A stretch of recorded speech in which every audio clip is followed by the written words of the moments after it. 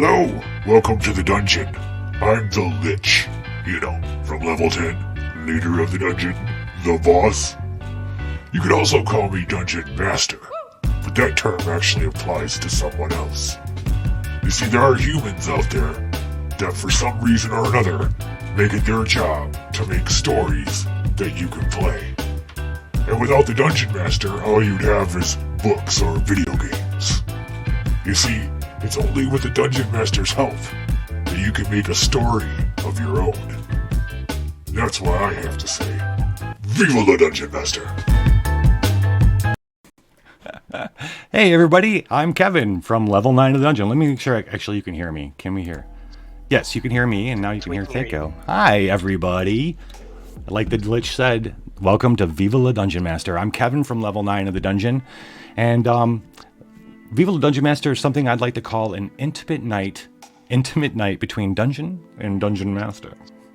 Dungeon Masters are interesting folk. Hey everybody in chat, I see you out there. I'm gonna get to you in just a second. Dungeon Masters are interesting folk, and tonight we're gonna get to know DM Thaco. I've known you for a couple years now. You've played in my games, I've played in your games, and tonight we're gonna get you to know you even a little bit more from the perspective of being a Dungeon Master. But we're gonna make it interesting. Okay, Thaco, we're gonna make it interesting. You're gonna have to encounter the dungeon level by level until finally meeting the Lich along the way. And along the way, we're gonna ask you questions. Wow. I'm gonna ask questions. You're gonna fight monsters. As a dungeon master, I'll have the upper hand in this. I am the dungeon master. Oh, okay. All right. Well, we shall see. We shall see. Chat. Well, first up, let me say this, Thaco. I might not have mentioned this to you, but there is a score at the end of this little adventure. You will be asking questions, and that's the real meat and special part of this. Is we're gonna ask you questions, get to know you, but you're gonna play. You're gonna fight your way through the dungeon. You may die and come back to life. You might lose points for that. You might score points for making certain levels. At the end, you're gonna get a score and a hint to chat. Every bit that is cheered is a point for DM Thaco. So if you like something he says, don't be afraid to throw a couple bits for him. But most importantly, and looks like Big Jim already found it. Ooh, Big Jim. Yes, Big Jim rolled the GIMP mask. So everybody, there is, no, you gotta redeem Father J. All right, so there is only one channel action tonight. It's a loot bomb. As DM Thaco goes through each level of the dungeon, at the end of it, whether he succeeds in that level or not, he's going to get one piece of loot. All right, there are 120 pieces of loot available in the dungeon. And what we're gonna do is you're gonna throw bombs. When we have 5, we're gonna put them in a poll. And then chat gets to decide which one you actually get to take with you and further into the dungeon. Most of them, it's going to be armor. There are weapons, though. You will need some weapons, too. Because there are a lot of variety of different monsters you're going to be meeting. With a lot of cool, thank you very much, Crow. With a lot of cool abilities that you're going to have to watch out for. Let's see. You're probably wondering, though, DM Thaco, why we're sitting outside this abandoned gas station. Well, I just thought we were going to, grab some sodas or something. Yeah, why don't you run in and grab a soda really quick while I fill up the tank. Well, actually, just doing that. So the dungeon is actually located. This is an illusion, and the dungeon is located far beneath this gas station. Okay. People usually pull up, they see that it's closed down, they leave, they don't bother with us, and so it's worked out pretty good for us. People don't find. We have the occasional hero that found the fucking treasure map that led them to here, but other than that, it's a pretty good disguise. So if everybody's clear in chat, I think everybody's clear with rolling loot bombs. We're gonna move on to the very first level of the dungeon, which is the crypts. And here, well, first let me say this. This is where we're gonna first introduce DM Thaco, the Elven Falconer. Tonight, DM Thaco will be playing starting out as a 0 level character, as most VLD, Viva la Dungeon people do start. As the Elven Falconer, Strength +1, Agility +2, Personality +1, Intelligence +1. You're getting an AC of 10, a hit points of 6, and luck of 10. Now, just like any other thing, luck is a finite resource that if you spend it, it will be gone, as we know. Right. The very first monster, so the first level of the dungeon is called the Crypts. That's where all our undead brothers and sisters live out their days. Like this one, Zomberly. Hello, Zomberly.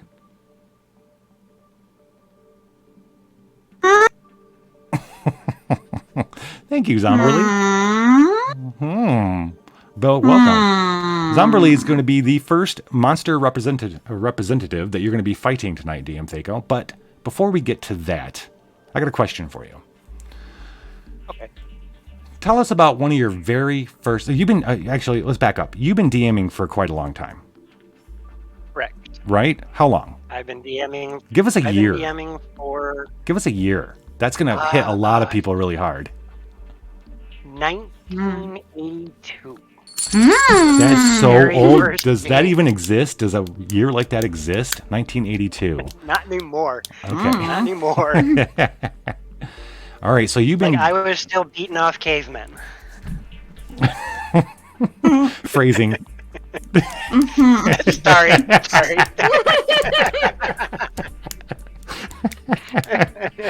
Well. 1982. That is quite some time ago for being a dungeon master. So, okay. So this is the question for this level. Tell us about one of your very first games when you first started out. Like, what's the earliest memory or earliest game you can remember? And was there anything interesting about it? One of the very first games that I played, two things that were interesting about it. One, it was the fastest death of any of my characters, and also the goofiest weapon any of my characters have ever had. All right, I got two questions. Let's roll initiative. DM Thaco, you have to fight Zomberly, the zombie. Hello. You guys are gonna roll initiative. It's both 1d20. Thaco, you're gonna get a +1 for your +2 for your agility. Zomberly, you get a +0. Oh, and roll dice here. Yes, thank you. Ooh. Zomberly gets While you're flapping your gums, Zomberly's taking advantage of the situation. So question, Thaco, right out the gate, you killed somebody, the fastest death. Like, what'd you do? Throw an ogre at a bunch of first levels or what? gave the character a bag, and in that bag were these little tiny objects, and they decided, I want to know what's in the bag, so they dumped them out on the ground. Mm-hmm. It happened to be what is referred to in older editions of D&D, a bag of beans. Oh. There were 8 of them. There were 8 of them inside the bag. Each one, when they strike a solid object, explodes as a level 3 fireball. Each one. So they threw them at each other? No, dumped them out on the ground. Oh, dumped them out so they all exploded. Yeah, so it was, what is 8 times 8? It's 64.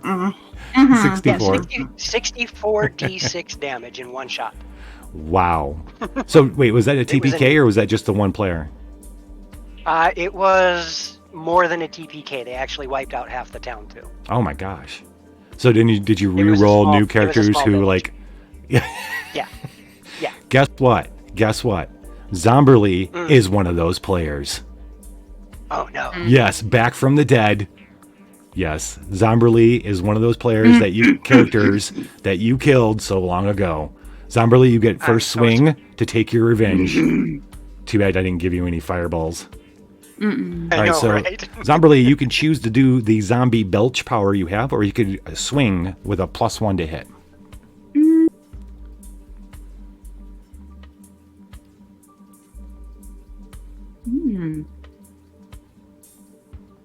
Considering she hasn't opened her mouth yet, I don't know if she can belch. Give me a sign for if you want to do ability. Give me a number 2 if you want, or peace sign if you want to do zombie belch. All right. So with a huge, she's gotten right up in your. It's gotten right up in your face, and it lets loose. You need to make a stamina check, DM Thaco. All right, and my stam is... Your history is coming right back up in your face. That would be a 16. Oh well, you've probably dealt with lots of sickening things over the years, and that didn't bother you. Well, Considering some of the things I did. all right. How do you want to respond to this? You have. Oh, I didn't tell you. You do have the Mystic Knife that does 1d4 points of damage. I didn't send you in. I sent you in Naked and Afraid, but you do have Mystic Knife. Okay. Do the loot rolls take effect at all? Oh no, not yet. So the loot rolls, you're gonna have to fight this one with just your knife. You're gonna get your. That's all I wanted. Yeah. That's all I needed to know. Seeing as this zombie is belching at me, I would like to close said zombie's mouth with my dagger. Oh. That's rude. I know. So that would be a to hit at +1. That is an 18. That hits Zomberly. Yep. Now you roll your damage. And you get to add +1 to that. Yep. That would be 3. 3 points of damage. It doesn't kill Zomberly, but that boy, your knife is sticking on their mouth. That's for sure. Okay. So you said that, speaking of weapons, you said that another interesting thing about that game was, wait, quick question though. How long into the game did it take before the fireballs happened? That happened 3 weeks into the game. Oh, okay. 4 sessions. 4 sessions. After they rolled up their new characters, you were going to inquire about the strange weapon. That appeared later. They'd actually gained a few levels to where magical items were starting to show up in the loot rolls. And one of them made a quip about a sword, and I went along with it, and they found themselves in possession of a +1 magical cheese sword. Swiss cheese sword? So Yeah. what makes it Swiss cheese? It had holes in it? Or was it actually Swiss literally cheese? It was literally Swiss cheese, but it was magically enchanted to be a +1 sword, so it never it never broke, but it did start to smell to high heaven. Did it add +1 to sandwiches? Yes. Was that something you created on the spot, or was that a table or something you rolled on? It was somebody made a joke, and I went, you know what? Screw it. We're gonna do it. You have it. So I made it up on the spot. Zomberly, your go. All right, roll it.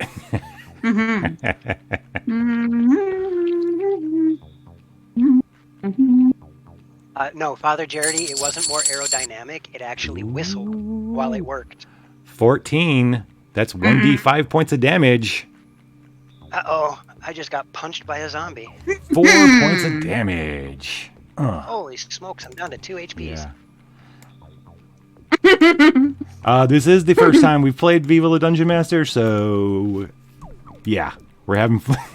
We're gonna see how balanced it is. We're gonna have fun. This is gonna be fun. Okay. It'll be interesting. Okay, quick question, and then you can return your fire. What were you playing? Were you playing Dungeons and Dragons? Red Book? It was Blue Book. Oh, Blue Book. Oh, expert. So Yep. was I forget if expert was like higher level or not. Was that higher level? Were you playing higher level? No, Blue Book was the original. That was the first one that came out. Red Box was AD&D. So that was the second edition. Right. Working into second edition. So I played first edition. Yeah. D&D. Right. It was expert. It was all I remember is expert in the blue box. I have it around here somewhere. Right. And expert. With my limited knowledge, because I don't remember way back then as well as I should, but expert basically, there were 2 types of blue boxes that came out. One was the beginner's set, and one was the expert set. Gotcha. I had the beginner set. Oh, okay. Right on. It was the equivalent of the Phandelver game. Okay. It was the equivalent of Phandelver for 5th edition. Yeah. Awesome. Now swing. I am going to... Actually, I'm not going to swing because the dagger's still sitting in the jaw. Oh. I'm just going to twist and pull. Okay. Good old twist and pull. And that's a 16. That's 16. Roll your damage. That would be 4. Zomberly has perished. I have killed you twice. But all right, DM Thaco, what how old were you when you were playing? Was this game? 8 years old. 8 years old. Yeah. 8. Yeah. Okay. Yes. How did your friends feel about being killed by the fireballs? At first, they were angry because nobody ever wants to lose their First came character. anger. First came anger, and then after they realized exactly what had happened, just became an ongoing joke for quite some time. Anytime they come up against a leather pouch that had some weight to it, they're like, "Don't dump it out! Don't dump it out!" So it became a Don't table you meme dare. after that. Well, that's awesome. That's awesome. All right, thank you very much. You have completed level 1. Do we have a poll going for what Thaco gets for completing level 1? Did we have a poll, or did it not happen yet? Crow. I have not seen a poll. I have not seen it. Oh, got it. Okay, you guys are doing it now. Okay, what we're going to do is we're going to go to the waiting room while I get our next creature. Thank you so much, Zomberly. I know you're not dead. You can get back up and walk away, Zomberly. All right. Roll a We'll see you Constitution again, saving Zomberly. throw. Thank you very much. If you roll higher than a 15, where's you can, Thaco? you can revivify at 1 hit point. Okay. Let's see what you got. There are bad... Oh. Which part is a bad word? What, it doesn't not like GIMP mask? Just put mask. Yeah, it probably doesn't like GIMP. That's the only thing I could think of that is even... Mad Hatter hat. Oh, you got some... Yeah, it's got to be the GIMP mask. Just put mask. We know what it is. Naughty pull. Simp mask, yeah. Why is this black shit over here? So you guys get to vote on what I'm wearing. Yes, they get to vote. They dropped 5 bombs. They're going to vote on what you get to take with you. Gimp mask, Sass boots, boots of Sass, +1 to personality, AC1. Mad hat, which gives you +1 luck. Ninja boots or nerd chest. Everybody can vote. Anybody can vote other than the DM. Yep, I'm not voting. Did my... Ooh, luck dragon face mask.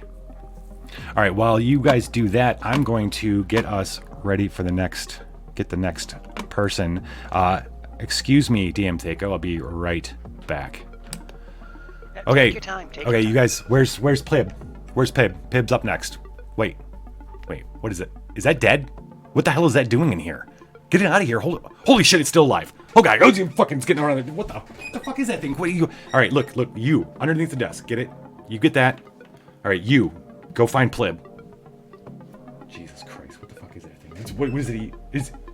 Why did you bring that in here? I don't care if you're...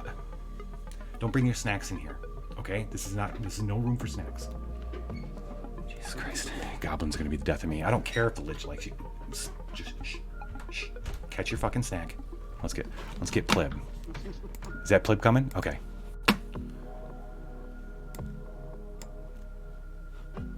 Plib. You ready? Plib. All right, hold on. We're not ready just yet. We're figuring out loot, Plib, and then we'll be moving on. Hey, where did you go, Thaco? Where did Thaco go? Don't know. Why is Thaco over here? I just kind of like slid off the screen. Oh, you know what? I know what happened. Oh, look at that. Oh, there I am. Look at that. That's awesome. I cast invisibility on myself. There you are. Yes. Okay. It looks like the Mad Hatter's hat one. All right. You now have. Let's update your AC. Oh, let me come back. I'm back. Let's update your AC to Oh, hi, 12. Kevin. Welcome back.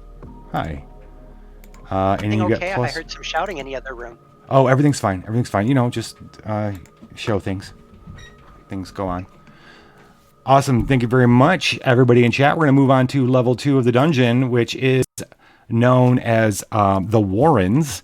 We have our representative from the Warrens, a goblin by the name of Plib. Hello, Plib. Yo, it's Plib. What's up? What is up, pleb? So Thaco, you've made it to the second level, the Warrens. I have. You have. Welcome. You got that cool hat on. Let's see. What's the question for level 2? Give me half a second. I can run downstairs and actually grab a Mad Hatter hat. Goblins. Well, wait, because then you don't want to start a precedent where all of a sudden you've got to find Boots of Sass and Fair enough. Goblins are Ask. I mean, don't take offense by this, pleb, but goblins can be a little unruly. All right, goblins can be a little nasty. So can players. And over the years, obviously since 1982, which is about 100 years ago, you've had a lot of players as being a dungeon master. Yeah. Why don't you tell us about your best player right now? My best player. And don't try to win points by saying DM Loxy, because that's not fair. Oh, Is she even here? I'm not. She's actually playing Dead by Daylight again. Okay. She's trying not to die. Looking at all of the games that I'm playing currently, it's a toss-up between two people. The first one is Miran, The Adventures of Boromir. Has put a ton of work into his character, who is on the road to becoming a deity. Okay. He started off. That's cool. He started off not really connecting with his character, but over the time that we've played, he wrote down an entire Google document on the and processing the faith and all that good stuff. Oh, wow. But that ties with one of the players that I am not streaming at the moment, but he's the first person I've met who has taken the time to write a backstory that encompassed both the good and bad of what a character is. Oh, really? Most players that I've run into will write, I was the son of a merchant and my parents died because the orcs attacked them. It's very trope, very cliche. Yeah. They don't really focus on things that trouble their characters. Okay. They just write about whatever motivated them to adventure. Yeah. He wrote a lot and even put in there some of the follies that he has. Before I ask the next question, then, let's have you guys roll initiative. Pleb, roll initiative, please. I think Pleb gets a plus zero. Four's the best number. All right. Why is 4 the best number, Pleb? It's got 4 fingers. Thumbs don't count no fingers. Hey, Maceo. Welcome to Viva La Dungeon Master. This is a show where we get to know a dungeon master in your friendly neighborhood of Twitch. And while the dungeon master goes through different levels of the dungeon. What were we going to say, Thaco? I was going to say I'm DM Thaco, the one who's being traumatized by the dungeon. Yeah. Okay, so it looks like, Thaco, you get to go first there. Do you want to go ahead and take your first swing? The goblin. I have a soft spot for goblins. Is it possible for me to try to befriend the goblin? Wow. Interesting. Very interesting. Okay. And very dungeon mastery of you. All right, let me ask you this. So, would you say, okay, so you said the best player you've got right now, the one that stands out, is the one who's done such work over the course of time to really develop their character, and it's the same one with all the different backstory, right? This is a recent character, right? Or player, or is this player been somebody who's been with you for a long time? Recent. I hadn't played more than 1 or 2 games prior. Okay. So, in all your years before, you hadn't met somebody that would put that much time and effort into creating their character or developing them? No, character? I had not. So it was refreshing because it was something that I had not seen in years of gaming. Yeah. Wow. Awesome. All right. Well, I say, Plib, I think the DM Thaco is going to try to befriend you. Thaco, I think that would be a personality check. Plib, what do you think the personality check, the DC should be for that? I don't know, man. Plib not used to, Friends. friendship, niceness. Walk over, pat you on the head. Plib, you seem like you're having a rough time. Would you like to talk about it?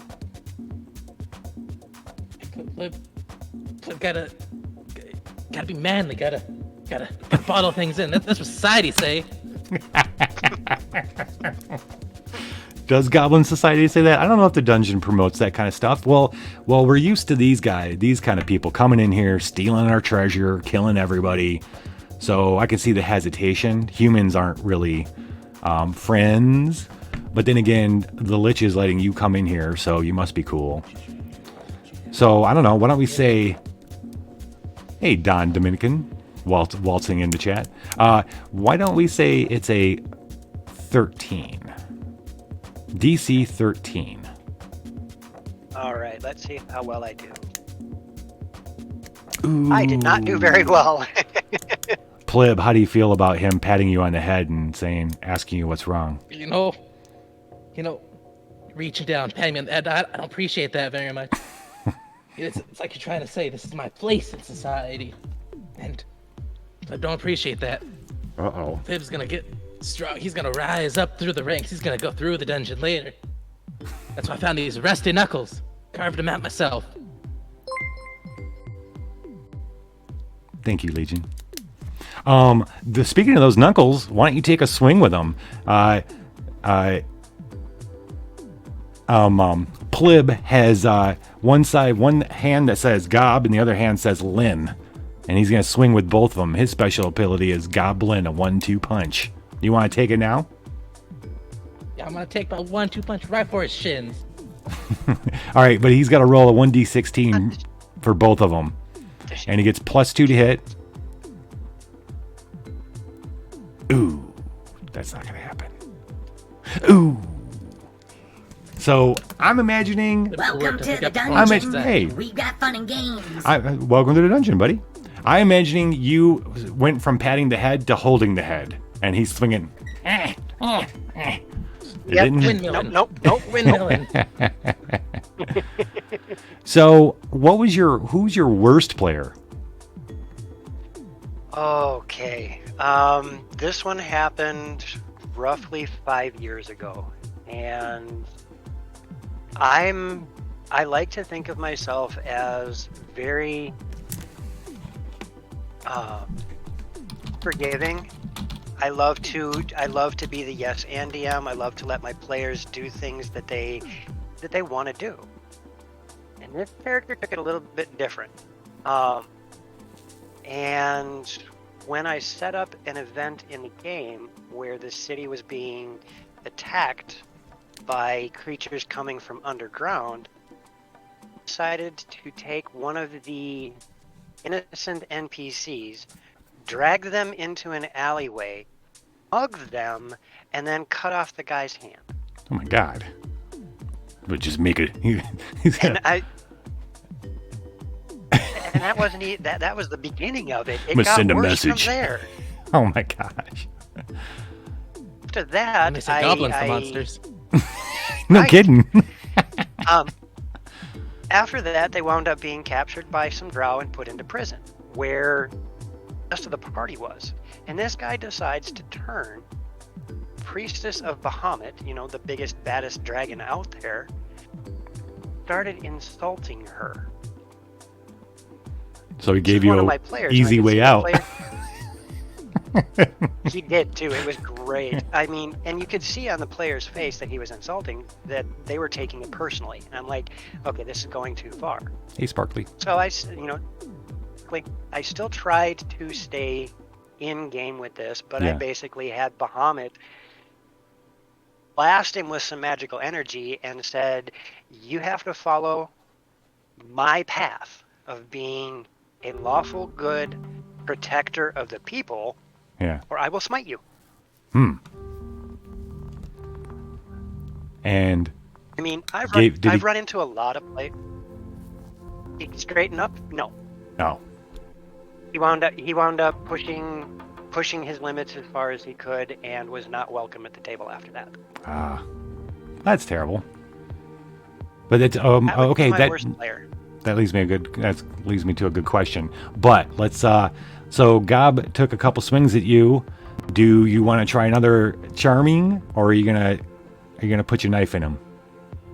I'm going. Don't worry, to we won't let him use die. We won't let him I'm gonna actually use my die. combat. Right. Yeah. I'll just knock him out. Dungeon got free healthcare. I'm gonna use some of that combat expertise that I learned as an elf, and I'm gonna drive a knee straight up underneath his chin. Nice. See if I can knock him out. We'll just say it's subdual damage. Yep.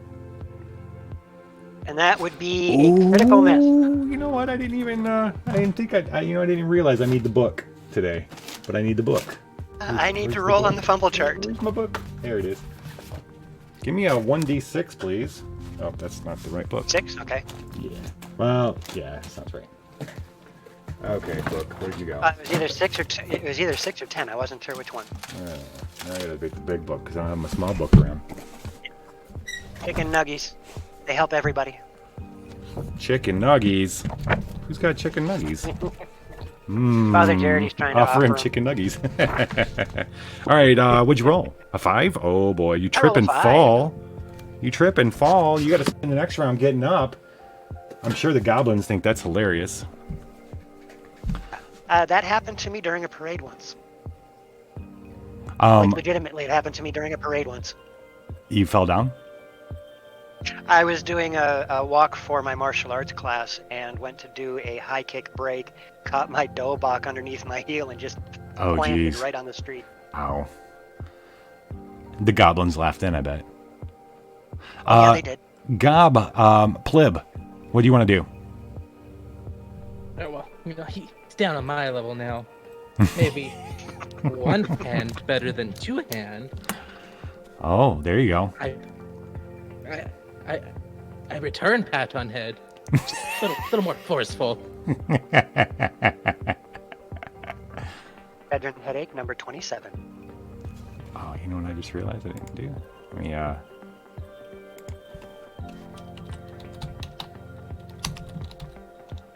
Oh, and that's gonna hit. That's gonna hit. Oh.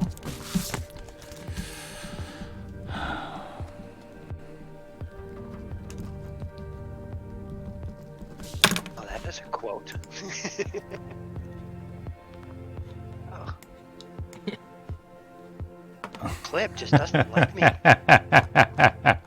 I don't The remember wrong what foot. that's from, but it's nothing great. personal. Hold on, I just realized what I didn't do, and I want to do right now. I'm going to do. 1 second. Here we go. Where are you? Come on. There. No. No. Where are you?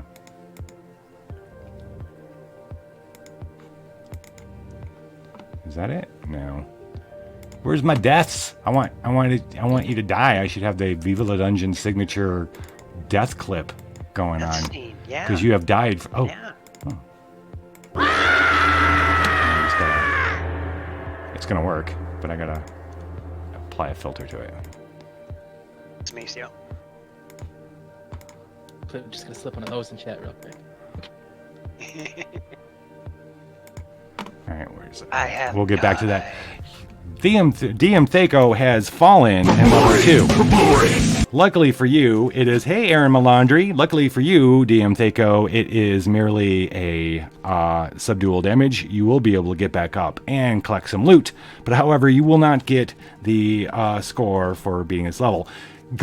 Plib, on the other hand, has won 200 gold. Congratulations, you have taken out the DM. Plib, do you want to grandstand a little bit? Oh yeah. Do you want an actual roll for that? No, I want you to just tell me what you do. You just won 200 gold, Plib. Goblin. Plib, see that. You're not bad guy. You tried to show sympathy to Plib. Plib only make you sleep. Gonna take a little money from your pocket though. And now Plib can afford brand new clothes. No more dirty, missing sleeve. Aw. Plib moving up in the world now. Yay, pleb. Told go. everyone. So, You went from broke to struggling. Congratulations. so last bit about players over the years. We heard about your best player so far. We've heard about your worst player. On the worst player thing, I'm interested in knowing over the years, how many players have you had to, uninvite from the table? Would you say? I have been really, really lucky in that from my as individual players, I've only had to kick 3 from the table, and Okay. I've only had one group that I've had to walk away from. Oh, you had a whole group that you had to walk away from. That you were DMing, or It that was- you? Yep, I was DMing for the local gaming shop, and I had a very toxic group of players.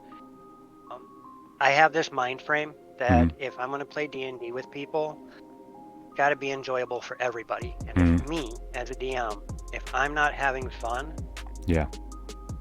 and something's got to change, normally it's a conversation with the table. Yeah. I had my conversation, nothing Still. changed, and I went, adios. Yeah. That's got to It was be. so bad. It's One tough. of the players rolled a natural 1 right in front of my face. I saw the die. Turned to a player, asked him a question. Turned back to the one that rolled the nat 1 and said, "Okay, what was your total?" Yeah. And he said 17. I'm like, "Where the hell did you get a plus 16 at level 3?" So they're trying to cheat too. Oh, hardcore. It was bad. Ugh. Bluch. Why cheat at a role playing You game? never make it fun for anyone. Yeah, no, you don't. Yeah, even goblins don't cheat much. No, but I did have a goblin sorcerer in one of my games. It was a lot of fun because he would always set fire to homes of people that were racist. You hate goblin? I burn your house down. I like It was that literally kind of what it was. attitude. It was fantastic. Those are the goblins we like to attract here at the dungeon. Yep, it was fantastic. Fun game for that one.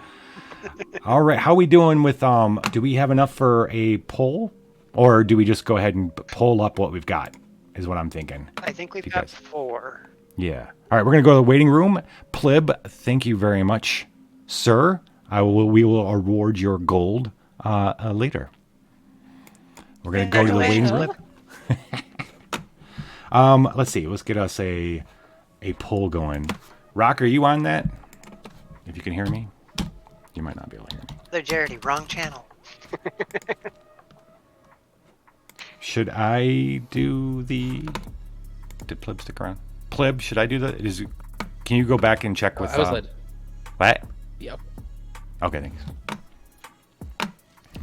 We'll get that going. And meanwhile, I'll be right back. I gotta talk to the guys about getting our next level ready. Okay. All right, people, we're gonna go to level 3 now. Who's got the biscuits? Who's got motherfucking crumbs all over their face? Yeah, I'm looking at you, Murgo. You got biscuit all over your face. Shit, what I gotta feed you to the werefolk? We need biscuits for the werefolk, man. What the? I don't. Just. Oh, hey, go get some. Don't puke. Oh, that's gross. That's gross. Nobody wants to eat that. Nobody. Pick it up. Oh God. Okay, go get a mop or something. This is gross. You go get us some biscuits. Get more biscuits. We need Terry. We need Terry in here. Let's see if Terry's waiting outside. Bring Terry in. And okay. All right. We got Terry. You're looking gorgeous, Terry. Oh, yeah. All right, we got a poll going. We're gonna Terry. We just gotta see what loot DM Thaco's gonna end up with this time around, and then we're gonna go to your level 3. I don't like being woken either. Well, we got a biscuit here. Throw him a biscuit and a goblin too. You want Oh. to eat a goblin? Yeah, that little fucker right there. You want to eat him? I'm kidding. I'm just kidding. We're not gonna feed you to the. Wait, what? I'm not gonna feed you to the werefolk. Don't worry. Just go and get out of here. Get out of here. Yeah. All right. Looks like we're going with. Let me get back. I don't want to leave DM Thaco alone too long. He might get weird and try to take stuff. Oh, hey, Thaco. Looks like my head hurts. Something fierce. looks like chest of thick. It should be 2 C's. I thought I made 2 season. The Chest of Thick looks like it might happen for you. +1 stam, 2 AC. Oh, but the Chest of Swole is 4 AC. Yeah, Yeah. it's a +1 real close strength. tie. 50-50. Getting there. Boom. Oh, and Chest the of Swole Swole. took it. +1 strength. Let me get that in there for you. And then +1 strength and 4 AC. Oh, you're already making it hard for these guys. Didn't notice that. There was a dungeon beanie in there. There I was a like dungeon beanies. It would have replaced your. Don't you have a mask right now? Of luck. I've got the Mad Hatter's hat. Oh, the Mad Hatter's hat. Yes. All right, we're gonna move on to level 3, ladies and gentlemen. Level 3 is also known as the Kennel. Wait, what? Yeah. Oh, I'm sorry. The Run. It's called the Run. My bad. Yeah. Yeah. Not the. Let's make you bigger. Let's make you bigger, Terry. Let's get you in there. Yeah. Everybody, this is Terry the Weretiger. How you doing, Terry? I'm doing great. I wish I could turn to my final form. Unfortunately, Twitch said I couldn't. Because the transformation requires you to show my balls, and they won't let that happen. Well, we can talk about them. There's no problem there. Well, Terry, thank you very much. So the level 3 of the dungeon is the where all the werefolk live, and we call it the Run. Here, DM Thaco, we want to learn about you and the things that have changed you over the years, just like these people change on this level. You grew as a person, I'm sure, since 1982. I'm pretty sure you grew as a person and as a DM over the years. Oh, by the way, everybody, DM Thaco gets points for every bit that's thrown. So if you like anything that you hear him say, you can throw bits. And apparently no one's liked anything you've said so far. Nobody likes me. It's okay. No. Nobody likes DM. No, nobody likes us. Nobody likes us. They tolerate us because we give them fun games to play. Right. So you've leveled up as a person and a dungeon master, I'm sure, over the last 400 years. There's a point. Thank you, Sparkly. When was your last, what we'll call it, upgrade point, where you felt like you leveled up your game, your DM game? So there have been some transitions as the game itself has changed. Going from a combat-oriented game to a storytelling game. The most recent upgrade as a DM would have been a couple of years back. My wife's character died in the game that we were playing, and she had to roll a new one up. And I had a lot of troubles with my players. They didn't seem like they were pleased with some things going on in the game, so we sat down and hashed it out for a good 3-4 hours of what was going on. And just being able to do that, the sitting down and hashing it out, that was the upgrade, because it's too easy for DMs, and I was folly of it in that time, to think that we're always right, that we're always doing it the right way. So being able to sit down and go, okay, what am I doing wrong? How can we make this game fun for everybody? Right. It's a hard thing to allow yourself to step back. It seems like, saying it out loud, it seems like, wow, like having that kind of frank, honest discussion with the players seems like something would be, but really, in all reality, I don't think that happens enough. Oh, we got 24 more bits. I don't think that happens enough. Wow. Communicating like that with normal people and normal things doesn't happen as much as, but I mean, it really does solve and help a lot in almost every situation, just sitting down and talking about whatever's going on. Before we go any further, whoa, go ahead. My upgrade. That was my upgrade. Oh, okay. Got more questions on that, but I think Terry, you two should roll some initiative, because Terry's here to take you out and get himself 300 gold. Yeah. I'm hungry and I don't like being waken up. Well, DM Thaco starting out strong with a 5 for initiative. Oh, you know what? You died, so you're gonna get your hit points back. You're back at oh my gosh. You know what, DM? And you know what? I'm gonna mark this as a win last thing, because after every level you're supposed to be rolling 1d6. So I need you to roll a 2d6, please. Terry has beat you by 1 for initiative. You rolled a 3 total. All right, so you are now at 9 hit points. Okay. Terry, you get to go first, buddy. What you gonna do? I will use my super secret ultra technique. Ooh. The furry press pen. Nice. You gonna grab him and take him down? Werewolf? Oh yeah.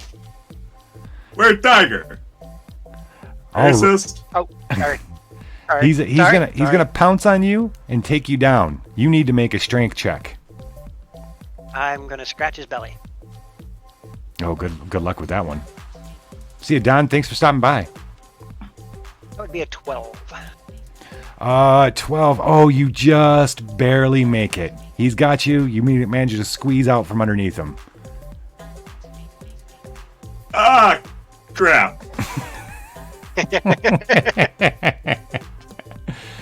All right, what do you want to do there, DM Thaco? I would like to. I love it. I would like to. And again, phrasing. I would like to mount the War Tiger and stab it back. Yeah. Okay, we started with a good furry pin. Now we're getting mounted. This is going sideways really quick. I love it. Sounding more and more like my favorite RPG. Iron Claw.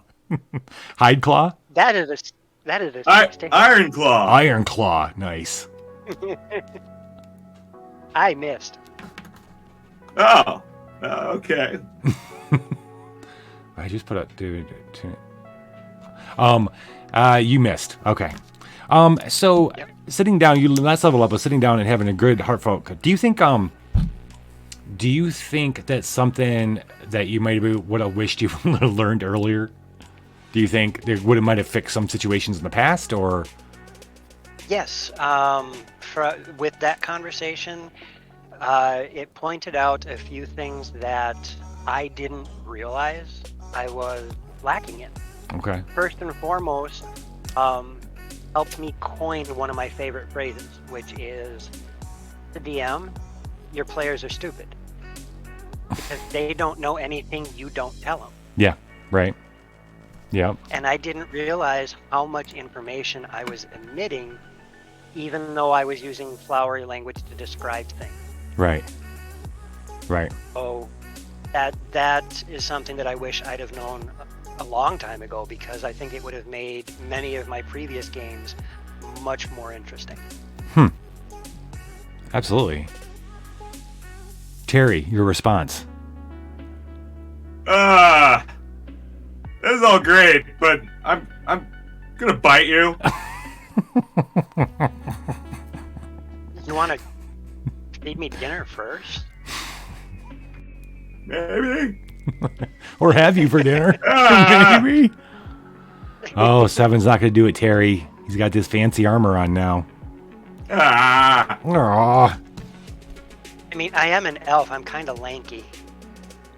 Did you bring? We're gonna... It's a good question. Did you bring your falcon with you today? I didn't see him flying around. Maybe not. Do you have a falcon? What's its name? I forgot to bring my falcon with. My falcon's name is. Where did I put her? And it's a she. She's just lost her name. Oreo. That's what it was.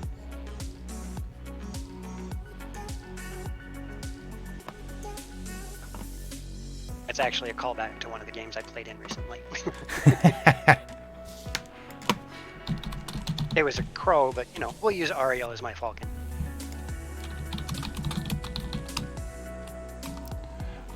Okay. What would you like to do in response to Terry? I have some goblins backstage stuff I have to take care of really quick. So you fight Terry. I will fight Terry. I am actually going to try and stab Terry again. Ah! Gosh, you and I just cannot seem to get connect with each other here. Oh, It's all this fur, you know. It's the perfect armor against what swords. a great and metaphor for like what we're talking about, being able to connect with other people. I wonder, going forward, I wonder if a honest conversation about what's expected, how you play, that's a session. I wouldn't even say 0. It's the pre-campaign thing to happen. You know what I mean? Or happens right before session 0 is my point. Where that's probably something all of us DMs should be doing, right?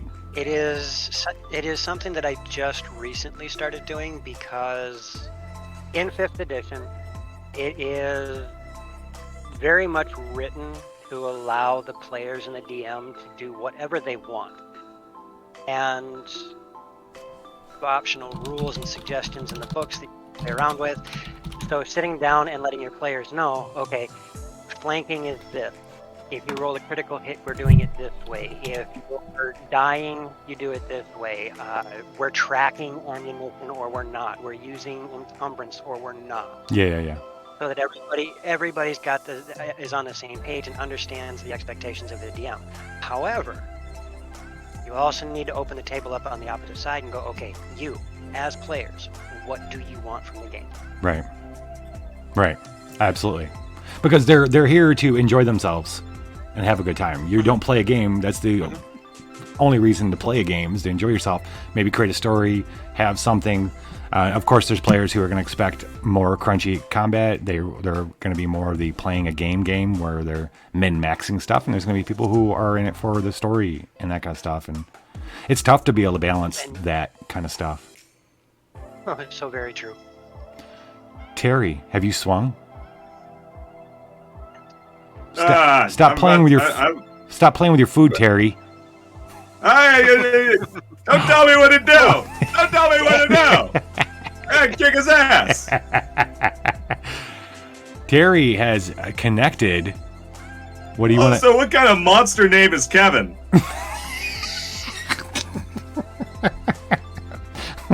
Kevin, I've known a lot of Kevins that are terrible human beings, monsters. Mad Hatter, you guys know that. You guys know he already has a Mad Hatter hat. That's not going to help him at all. You got chat turning against just you. do it like Team Fortress 2, where you just stack them together to form a better pillar of hats. We could do that, but he won't get the AC bonus. I wonder if that's better than his last one, though. Terry, how much damage do you do? It's the same. I deal D5. 4. Good hit. 4 points Clawed of you damage. good. 4 points of damage, buddy. Clawed you right across the chest. All right. At this point in time, I'd like to tag Roar! my really good friend Steve Irwin. Oh shit, he's bringing out Steve Irwin. Oh wait, from level 1. I've got Yeah. Steve in the level 1.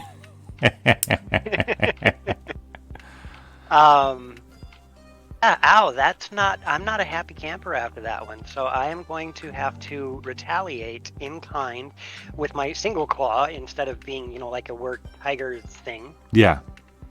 You look like a very Crikey. angry Teddy Ruxpin to me. You take that back.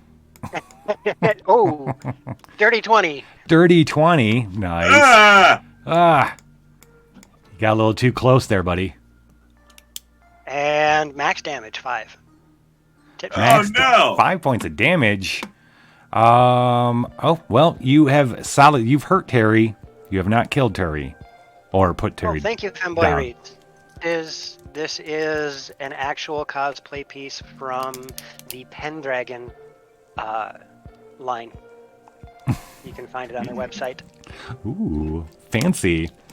Oh, let's do a little. By the way, this is for anybody who's not sure what we're doing here. This is Viva la Dungeon Master. We are interviewing DM Thaco. DM Thaco is our guest DM. This is a pilot of the show. DM Thaco, and I'm sorry I didn't do this before, but I meant to do this right in the beginning. I'm going to do it now. But DM Thaco is a Dungeon Master. You can find him over on Dragons in the Dining Room here on Twitch, running lots of games. And you can also find him on Goodman Games Official as DJ Rust. Where I pretend to be a half cyborg. Dungeon Jockey. Well, Dungeon Judge, but I always like Jockey better. Dungeon Jockey. You too. It sounds a lot more fun. Yeah, it really does. Okay, so let's... You know what else is fun? Fighting people. Eating. Well, it's your turn. Oh, Terry with the... Yeah, get fucked.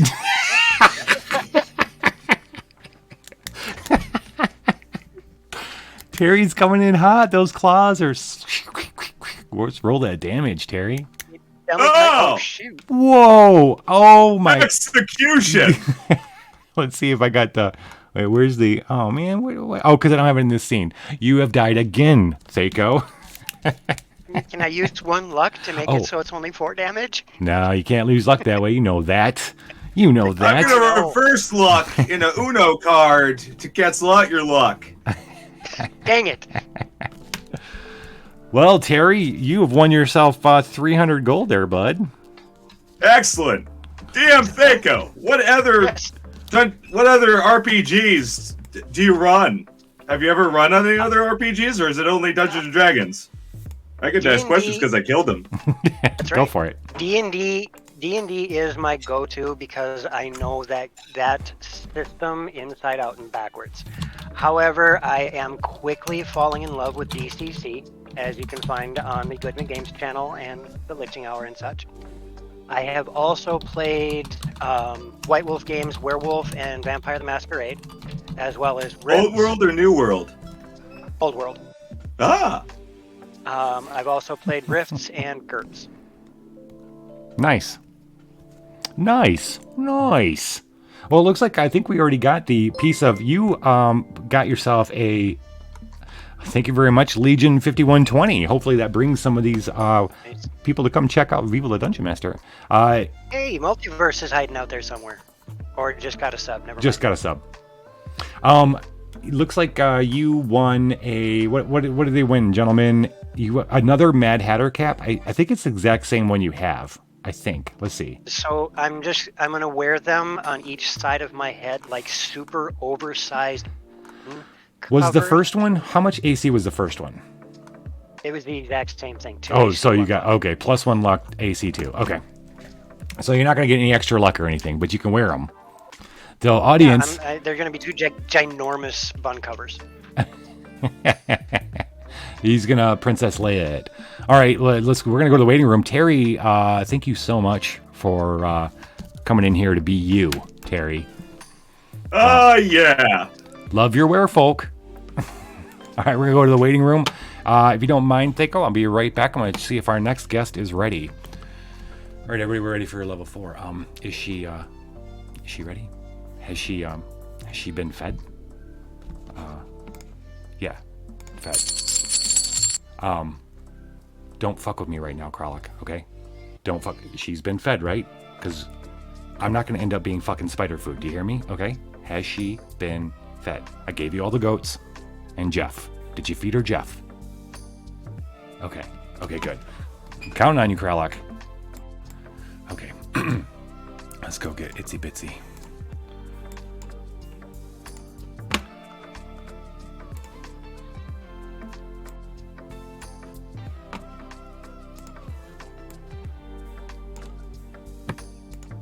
Boots of Sass, I can't. All right, let's see here. Oh, hello, Itsy Bitsy. You look lovely. Okay, all right. You look like you're kind of fed. That's good. All right. We're gonna go. Now. All right, thank you. We're going to move on to level 4 of the dungeon. It's called the Weave, and Like casting spells weave? no, like spider weave. Oh, creepy. Yes. Yes. And this is Itsy Bitsy, ladies and gentlemen, the one of the spider queens of level 4. I love the teeth, by the way. That's fantastic. She is beautiful and horrifying all at once. Shall I call you? Hello. Are you ready Are you to? related to Lolth? Lol. No, I am an ancient spider, Ooh. creeping in the depths of this dungeon, and I'm Lolth feeling is quite the peckish. Spider Queen goddess of the Drow. Yes, you can call me Itsy. Bitsy's my last name. Nice to meet you, Itsy. I'd shake your hand, but I don't know which one to grab. DM Thaco, the weave is is what we call it because the spiders dominate that floor, and they've woven their kingdom with webs. What I'd like to ask you is, over the years as being a dungeon master, you've woven a lot of stories, and I'd like you to tell us one of the ones you're most proud of that you've woven over the years. It would be Loramir. Loramir is the name of a world that I created from scratch, completely homebrew, and it is my own setting. Okay. The fun part about Loramir is that I have had groups of players in that world who did not know that they were playing in the exact same world together. Oh yeah. And some of them were even on alternate timelines. Cool. After their games ended, I then expressed to them what happened from playing their characters, how it affected the world, how it affected history, and made permanent changes to my world based on what the characters did. That's pretty cool. So there's a lot of questions there, but first up, let's get you to roll initiative because I don't think the snack we gave Itsy Bitsy was big enough. You didn't eat Jeff. They didn't give you Jeff, did they? They kept Jeff for themselves. I knew they would. Ooh. Well, here's the deal. You crit. Oh, you don't have a -1. You shouldn't have a -1. You got a +1. So, so Itsy Bitsy actually beat you by critting. Thaco. You got a dirty 20 versus a crit. None of us. So, it's you get to go first there, Itsy Bitsy. Are you this guy's talking too much. What are you going to do? I'm going to shoot my fang attack at them. Try to soften up the meat a little bit. Nice. She's going to shoot some venom and come at you with her fangs. You need to make a stam check, DM Thaco. My. I think I got a... Nope, I don't have any stamina. I fail. That's a 7. You are going to be taking 1d3 points of damage for the next 3 rounds. Itsy Bitsy, do you want to do the honors of rolling the 1d3? Oh, I do. Max damages. Max damages. You're taking 3 points of damage for 3 rounds. I think I'm going to have her roll, just to be nice to you, I'm going to have her roll each round. Because that means you're pretty much dead coming up. By the way, I did roll a d6 before this round started, and I rolled a 5. You rolled a 5. Okay, you were at 14. Okay, all right. So you are at 14. Awesome. You're going to take 3. You're at, remember 14 for me, okay? You're at 11 now. Yep. Squish that. Yeah, thank you, Crow. I'm catching up. All right, so Loramir. How long have you been working on Loramir? Roughly 8 years. Okay. Well, now, what'd you start with? Go ahead. What were you gonna say? Well, I'll get to that. What did I start Yeah, I want you to wrap up what your thought was. I apologize. Oh, I am eventually going to try to get it published as a setting that people can use. Perfect. That's awesome. What I was going to ask you is, what did you start with? Like, when you came up with the idea of Loramir, did you where do you start when you start weaving the world? Do you start at locations? Did you draw a map? Did you do, you know what I'm saying? Gotcha. Yep. It started in two places simultaneously. First was an idea for a story arc, Okay.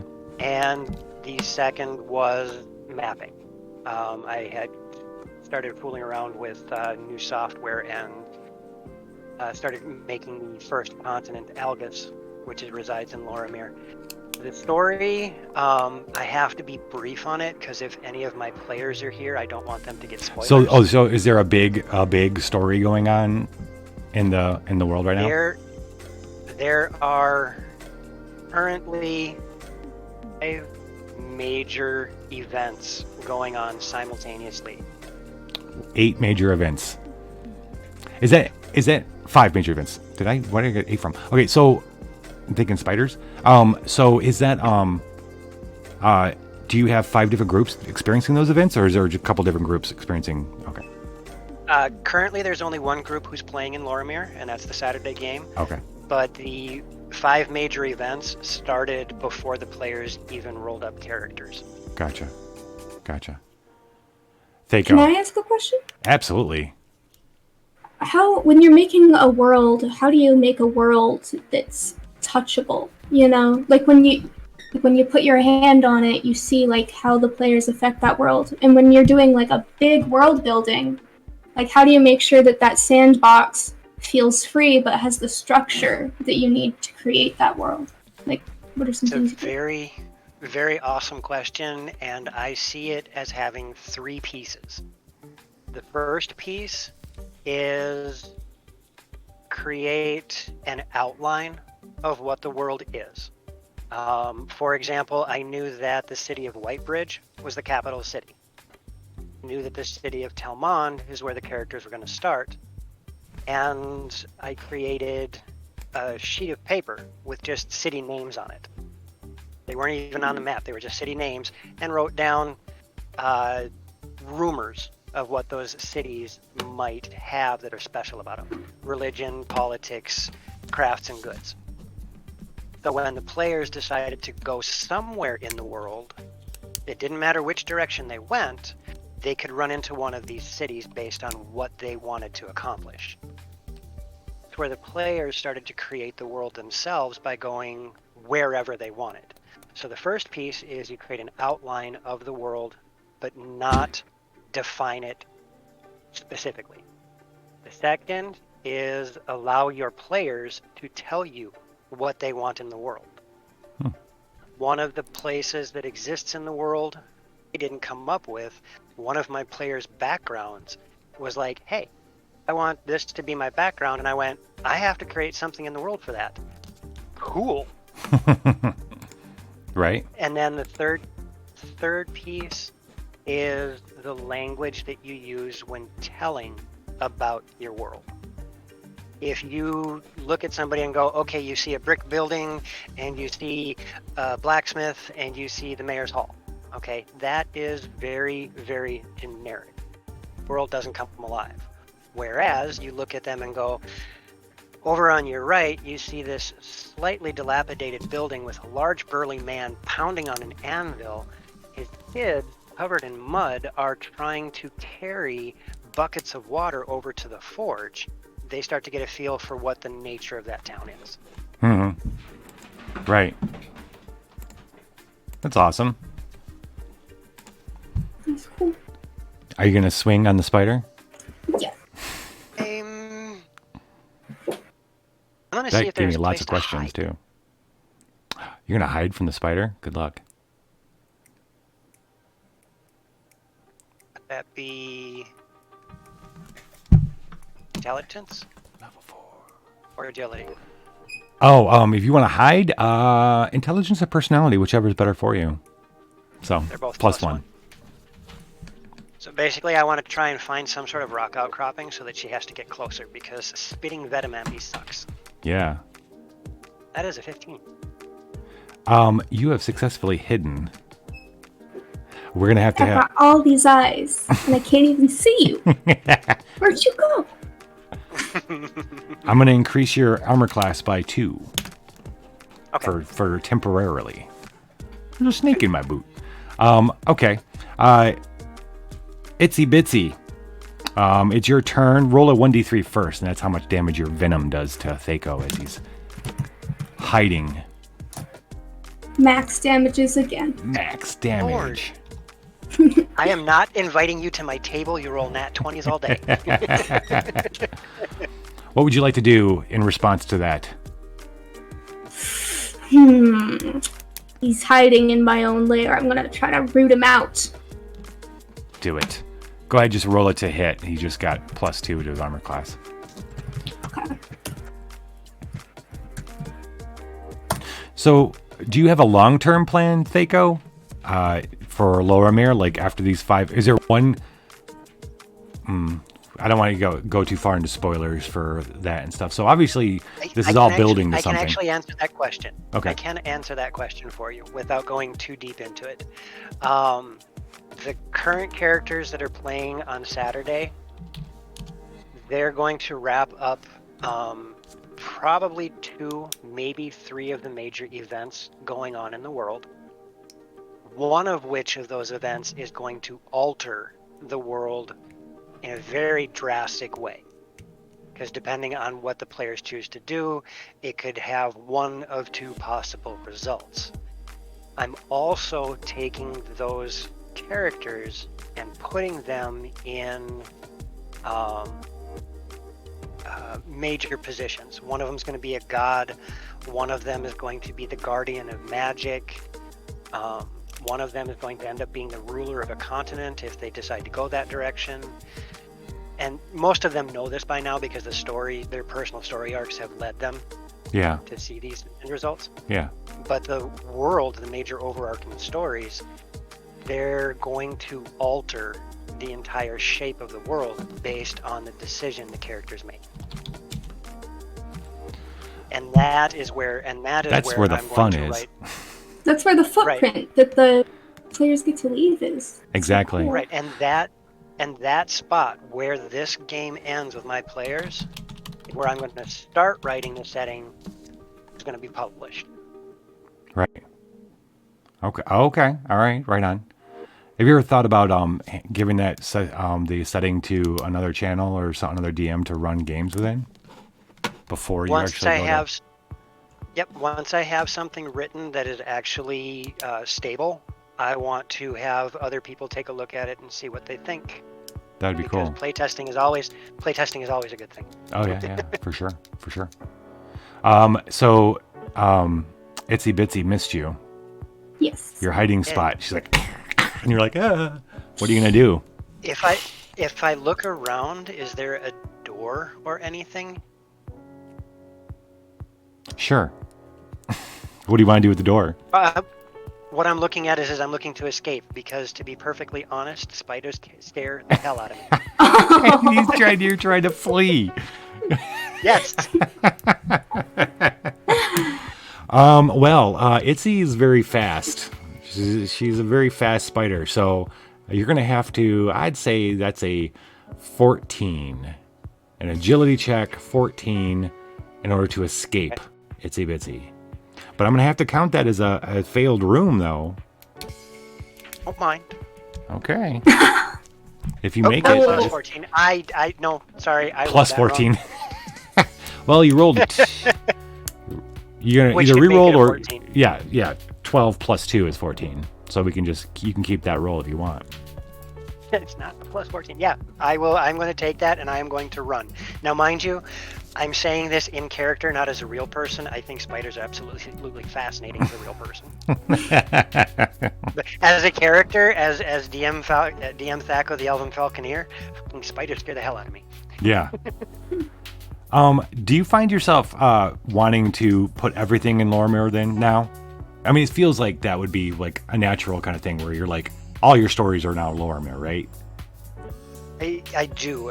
It is very easy to try and throw everything that I do into that, which is why I also started working on Sand and Magic, which is an Egyptian-based setting, so that I gave myself something that I could bounce in different directions. Okay, nice. and you're gonna bring it in. It's gonna become Lorimer, isn't it? Like the East. Lorimer's East continent. I'm actually keeping Sand and Magic completely separate For now, that's fine. because no, it would be I really understand. cool to do it Yeah. that way. But as you said, you pointed out, feeling to put everything into Lorem, everything goes in. It actually winds up becoming too busy. Okay. Simplicity is good. Yes. Yes. Yes. Keep it simple, stupid. Itsy Bitsy, you have any other questions? You want to ask him as he's running out the door, the Elven Falconer? I have one question. Like, as a DM, talk about the web of lies that you've had to spin before when you You will absolutely love this because it is still, to this day, one of the things that I can bring up with one word. Players still want to beat the hell out of me for it. In Lorimir, the very first antagonist they ran into was a black dragonborn that hunted them and told them, quit interfering with what I'm doing or I will destroy you. The players had zero understanding of the situation because this person they've never met, and in their minds they haven't done anything to affect anything other than the city they grew up in. So it's completely, they're like, what the fuck is he talking about? Skip time a little bit, they wind up in another town where they have to take care of some really nasty things going on.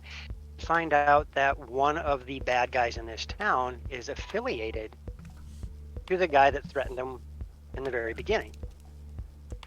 So they go to try and take out this guy and wind up finding a dog that they befriended because it got trapped in the sewers and looked pretty mangy. So they're like, "Oh, puppy, we're gonna take the puppy with us."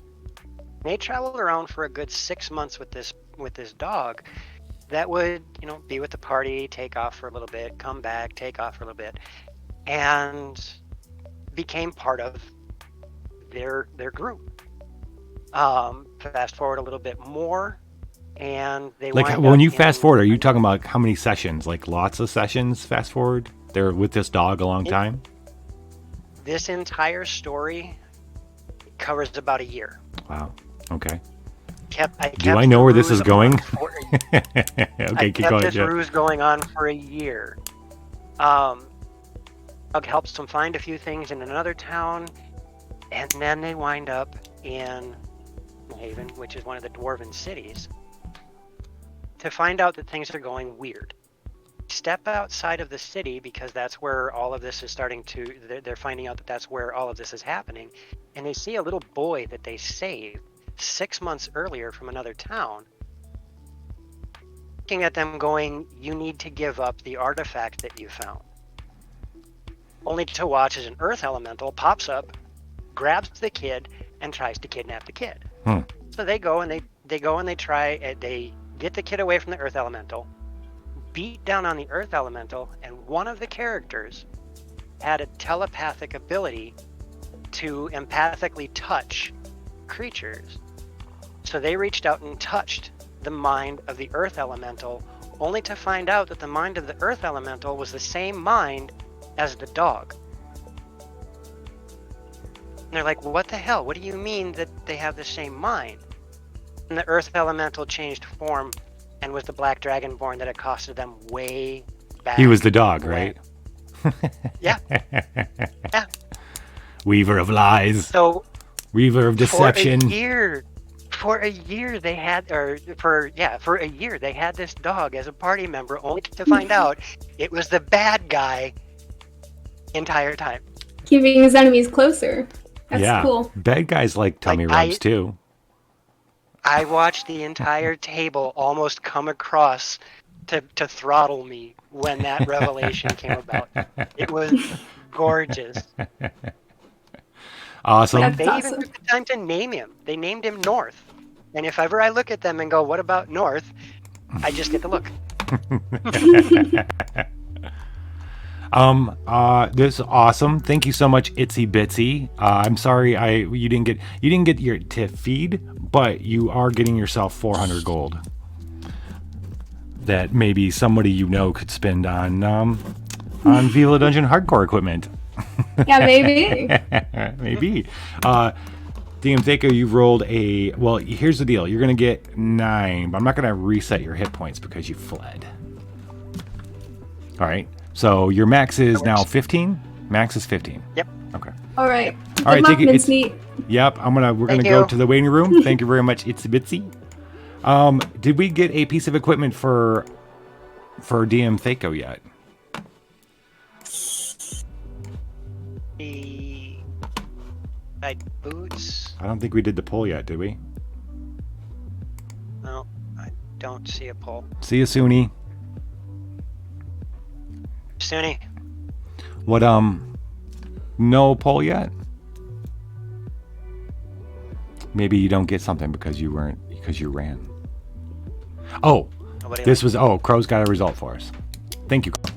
All right, it. then So I'm it was gonna the go ahead East Side boot. and all right, I'll be right back. All right, okay, whoa. Where's Chum? Chum sent us. We help now. Great. Orcs. Sweet. Okay. Could you maybe put down the spear? And that one, what's he stabbing over there? Yeah. Just put it outside, okay?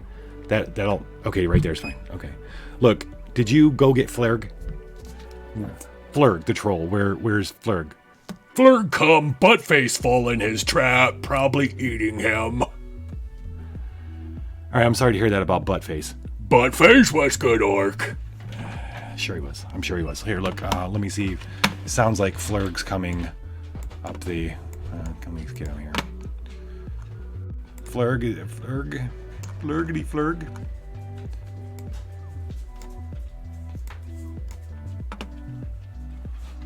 Alright. Flurg, are you there? I am here, but am I the right person? You Dude, are Flurg. is- Oh no, is you're not Flurg. Stewie? Oh my god, Flurg, I am so sorry. You are not the right person, Flurg. Okay, cool. What are you guys doing? We're just watching stream. What do you... No, not you. The fucking goblins. Look, hey, get the goblins back here. I'm tired of you orcs. I'm really sorry to bother you, Flurg. You're not up just yet. I need... Who am I? I need Stooley. I need Stooley in here. Stooley. Dream's up next. Dream. What's wrong with that orc? I told you guys not to let... don't stay down there for too long. Why is he licking the wall? Oh, Jesus. Okay, hold on. Let me get Stooley in here.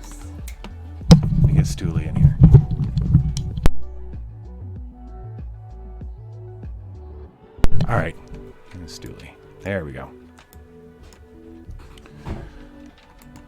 Stooley, are you there? Let me do this. Yeah. All right.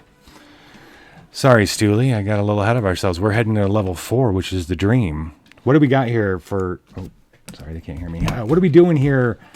Sorry you guys couldn't hear me. I'm just dealing with stuff in the back. What do we got for the Beasthide Boots of Suni? +1 luck, AC 3. Oh boy, Stooley, you got AC 19 coming at you. Luck hasn't spent any luck yet. That's 12. Okay, Beasthide Boots of Suni. All right, let's move on to level 5. Level 5 is known as the Dream because it's where the mushroom folk live and the swamp folk. And please excuse the spores. It's just like a dream in here, you know? It's a dream. And here I was expecting a caterpillar with a hookah. This No, here. that's freaking Wonderland. We don't do that stuff here. Yeah. Gotcha. This is the Dream. We get fucked up over here. We don't do that Wonderland shit. I got a hookah, though. Stooley. This here is Stooley, the mushroom, the myconid, or mushroom person. Thank you so much for coming, Stooley. Let's see. We've got DM Thako's now rocking 9 hit points and 19 AC. We'll see how this goes. Because we're in the Dream, I thought what a nice question for you, DM Thako, here is, what's the weirdest shit you ever had happen at your table? Holy smokes. To pick one. You can tell us a couple. The fight might go a little while. Yeah, so we'll go with the first one that popped into my mind, and that is we had a bunch of players who were trying to kill a were rat. Now, something about were creatures in D&D is they are immune to any physical damage unless it's magical or from a silvered weapon. These players were low enough level that they didn't have access to magical or silvered weapons. Mhm. So they had to try and figure out how to kill this were rat. Their solution was for the barbarian of the group to snatch up the were rat in rat form and Ozzy Osbourne it, stuffed it in his mouth, and tried to bite the head off. Worked because not magical damage. Yeah. While he's got the rat in his mouth, one of the other players goes, "Oh wait, I've got sleeping powder. That's not going to work." But I didn't say that out loud because as the DM, I just have to sit there and wait for them to make a decision. Yeah. He goes ahead and takes the sleeping powder, mixes some water in, and makes this mushy little pill out of it, and gives the freaking rat a suppository.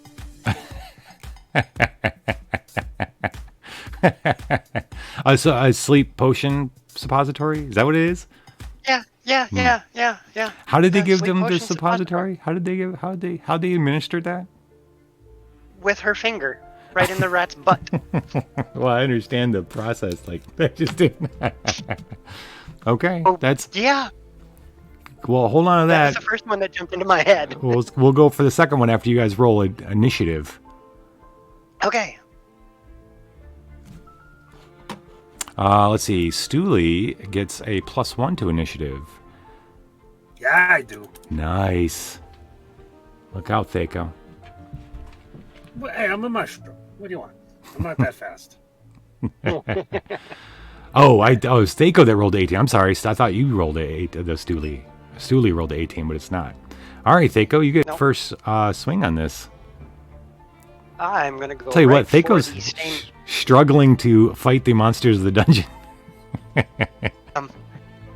I'm going right for the stamen. That's a 19. 19 hits the stamen. All right. Too bad chat hasn't given you any weapons yet. You're still rocking a 1d4. And that is 5 points of damage. You have sliced the heck out of that stamen. You haven't killed him, but he's sliced. Giggity. How do you feel about that, Stooley? I'm not very happy there. Kind of like that stamen. Stamen. I don't have many of them. You know what I'm gonna have to do though? I'm just gonna get right in the right mood, and I'm gonna blow a load of spores all over him. DM Thaco, I need you to make an agility check. All right. I do not make my agility check. Right Oh, now, those spores just get in your eyes, and they're all over your face. next round, your AC is -3. Because Okay. he's spore spooged on you. That happens. It does. It does. More often than you think, you know. What's another weird shit that's happened at your table? Let's see. There was also the time, and normally I don't do sexual encounters with people. It's basically just a fade to black thing. Sure. But in this situation, somebody caught me off guard. I was not expecting this. The player decided that, well, preface this with, the player was always drunk. That was his shtick with his character, always drunk. And The player was or the character? well, both. With the character more than the player. Okay. And they were against something called a gray ooze. Now, gray ooze in D&D do psychic damage Yeah. as opposed to physical damage. He decided in his drunken stupor to roll to see whether or not he was going to have coitus with said gray ooze. just because it popped in his drunken mind? Yes. And Okay. in his drunken mind, with the drunken DC that he decided to put together, said he failed, so he ran over, dropped trowel, and went to go enjoy himself with this great I'm gonna enjoy this which, great ooze. which subsequently managed to completely destroy his psyche. Oh, yes. I would wager that his psyche was already pretty damaged. But now the character lives on with a mental quirk that anything that resembles oozes is an aphrodisiac to him. So he can when look you at- cut my yeah. stamen there, that's some gray ooze coming out of it, just so you know. Yeah, well, that's not my character. That was another. I'm just saying, it's a possibility. Eh? Be careful. You might find yourself in an uncomfortable situation. Not again. All right, it's your go there. Oh no, it's DM Thaco's go. Yeah. Let's see if I can- let's do a quick rundown. Real quick. You've got a hat, you've got a chest piece, and you've got boots. Thaco? Correct. 2 hats, a chest, and boots. So, chat, we've got 2 hats, chest, and a boot. Just so you know, that's what he's got right now. Yeah, there's not a whole lot of weapons. No, there's not. Not yet. That would be a 17 to hit. That would, yeah, that's gonna hit me. That's gonna hit. And that Ow! is 3 damage. 3 damage. They fucked me in the stamen. Damn it! I'm not letting you use I luck have on damage. penetrated you. I almost spilled my Dunkin' over here. Jeez. Spill my Dunkin' All right. over here. What are you doing? He is badly hurt. You've almost chopped completely through the stamen. Almost. And I guess I better hit him with my mushroom tip. Just sort of club him with the mushroom tip. That is a special ability plus 8 to hit. It is. Holy smokes. Plus 8. That's a big mushroom tip. I'm very proud of it. You know? That'd be a 24. Ooh, 24 hits that 24 I was gonna 16. hit ya. Hits that 16 armor class. Duck.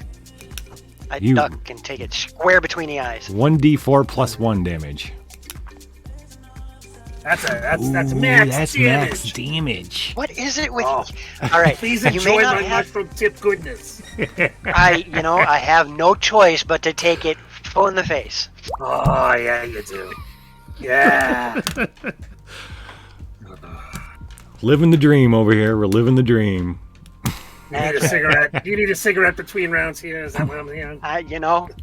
How about you, Stooley? What's the craziest thing that's ever happened in your table? Oh God, yeah. That'll be fun. This actually wasn't in D&D. This was we were doing in my Monster of the Week, one of my Monster of the Week campaigns. Sure. There was this. So the Monster of the Week is sort of like a Supernatural meets Buffy style RPG. Yeah, PTBA. And Powered by the Apocalypse. They were in this church where a priest was possessed by a ghost and making the creatures come out of the stained glass windows. Ooh, that's cool. And scary. And it was a fun thing. The glass would explode everywhere, and I'm like, okay, I'm planning for everything. And one of the guys knocked down the priest, this old priest who, he wasn't completely in his right mind, being possessed and all.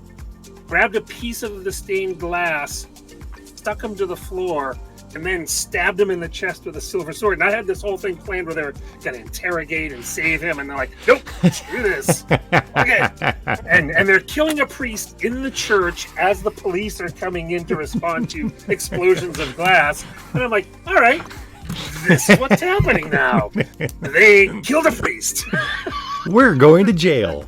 Let's go to jail. I just remembered another fantastic weird story.